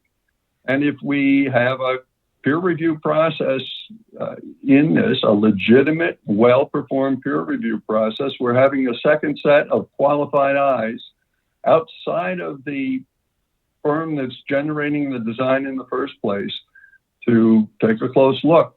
I think there's a real probability that we will be able to have much higher confidence in our designs. Mm-hmm. Okay. The other question relates to computer analyses and reminds us of some of the Q&A we had during the cross session about over-reliance on high-end analysis and so forth. And the question really relates to the question of, does performance-based design require more extensive, more sophisticated analyses for which there may be more ways to go wrong? And are there risks associated with that? Well, I think the answer to that, I think, is that we will always be doing sophisticated analyses. We're certainly doing more sophisticated analyses now than we did 15, 20 years ago. Mm-hmm. And I think that the level of sophistication will be a function of the sophistication of the software that we have. I think what will be different is that we will be looking at systems more than elements, meaning how does the whole structural system perform, more so than how a particular element performs. There certainly will be thresholds that we will not put more demand on an element than it requires.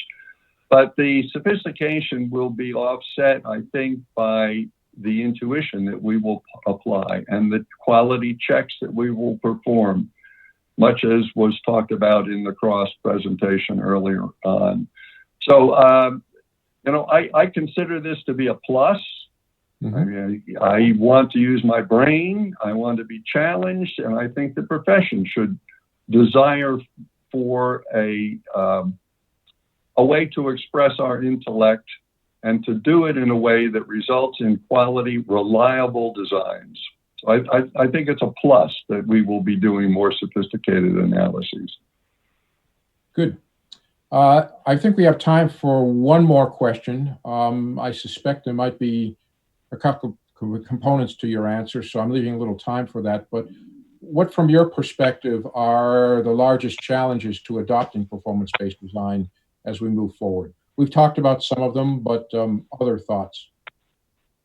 Well, I think one of the big challenges will be overcoming our own hesitation to go a new way. Mm-hmm. We have, we're a pretty risk-averse profession, and we're set in our ways, and we've all learned from our mentors who preceded us. And to break a new path is going to be a challenge for us. Do we really want to do this, or are we just too comfortable doing what we're doing now?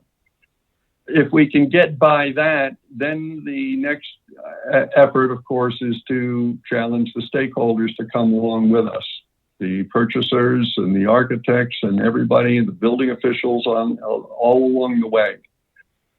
That clearly is another important step. And then, of course, developing the appropriate documents that properly lay out the requirements that ought to be in a code, and the appropriate documents to provide guidance to the engineer about how to comply.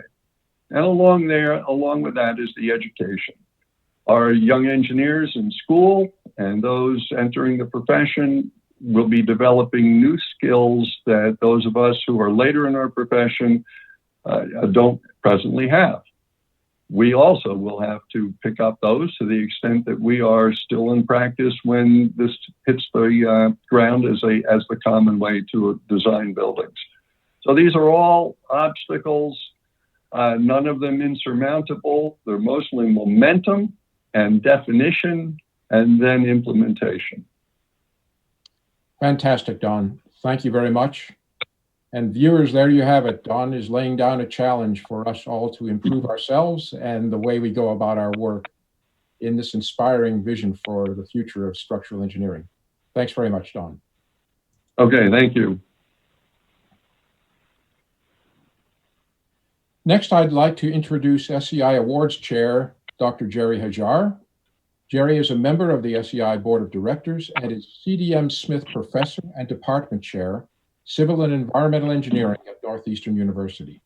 Jerry has a brief announcement about this year's awards. Thank you, Glenn. Honoring those who've made significant contributions to the structural engineering profession is one of the highlights of the year.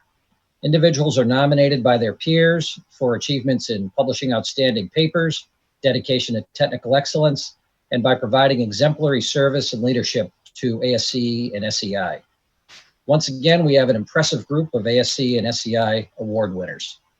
Congratulations to each of them, and thank you for your excellent service. After this session, please take the opportunity to view the awards recognition program and video linked from asce.org/SEI. Thank you, Jerry. I'm proud to recognize 13 SEI members shown on this slide who advanced to SEI Fellow this year. The SEI Fellow grade of membership recognizes distinguished SEI members as leaders and mentors in our profession. If you feel you're a prospective SEI Fellow, please consider applying to advance from SEI member grade. Congratulations to the 2020 class of SEI Fellows. And next, a few announcements and reminders. The highlight of Structures Congress for many student and young professional participants is the Meet the Leaders Breakfast, which gives them the opportunity to mix with industry leaders and hear their career insights.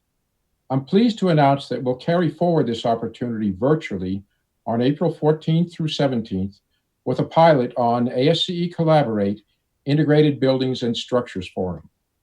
We'll start with ASCE board member and SEI past president David O'Day and ASCE 7 Wind Load Subcommittee Vice Chair Sherilyn Henry. They'll host a discussion online. This requires SEI ASCE membership. If you're a student and want to participate, remember that SEI and ASCE membership is free to you, so please join to access this program. I encourage all SEI ASCE members to take advantage of both the Structures Congress online community and the Integrated Buildings and Structures Forum on ASCE Collaborate. Connect virtually to reach out to your peers on discussion questions. Access to Structures Congress 2020 proceedings is free via ascelibrary.org through September.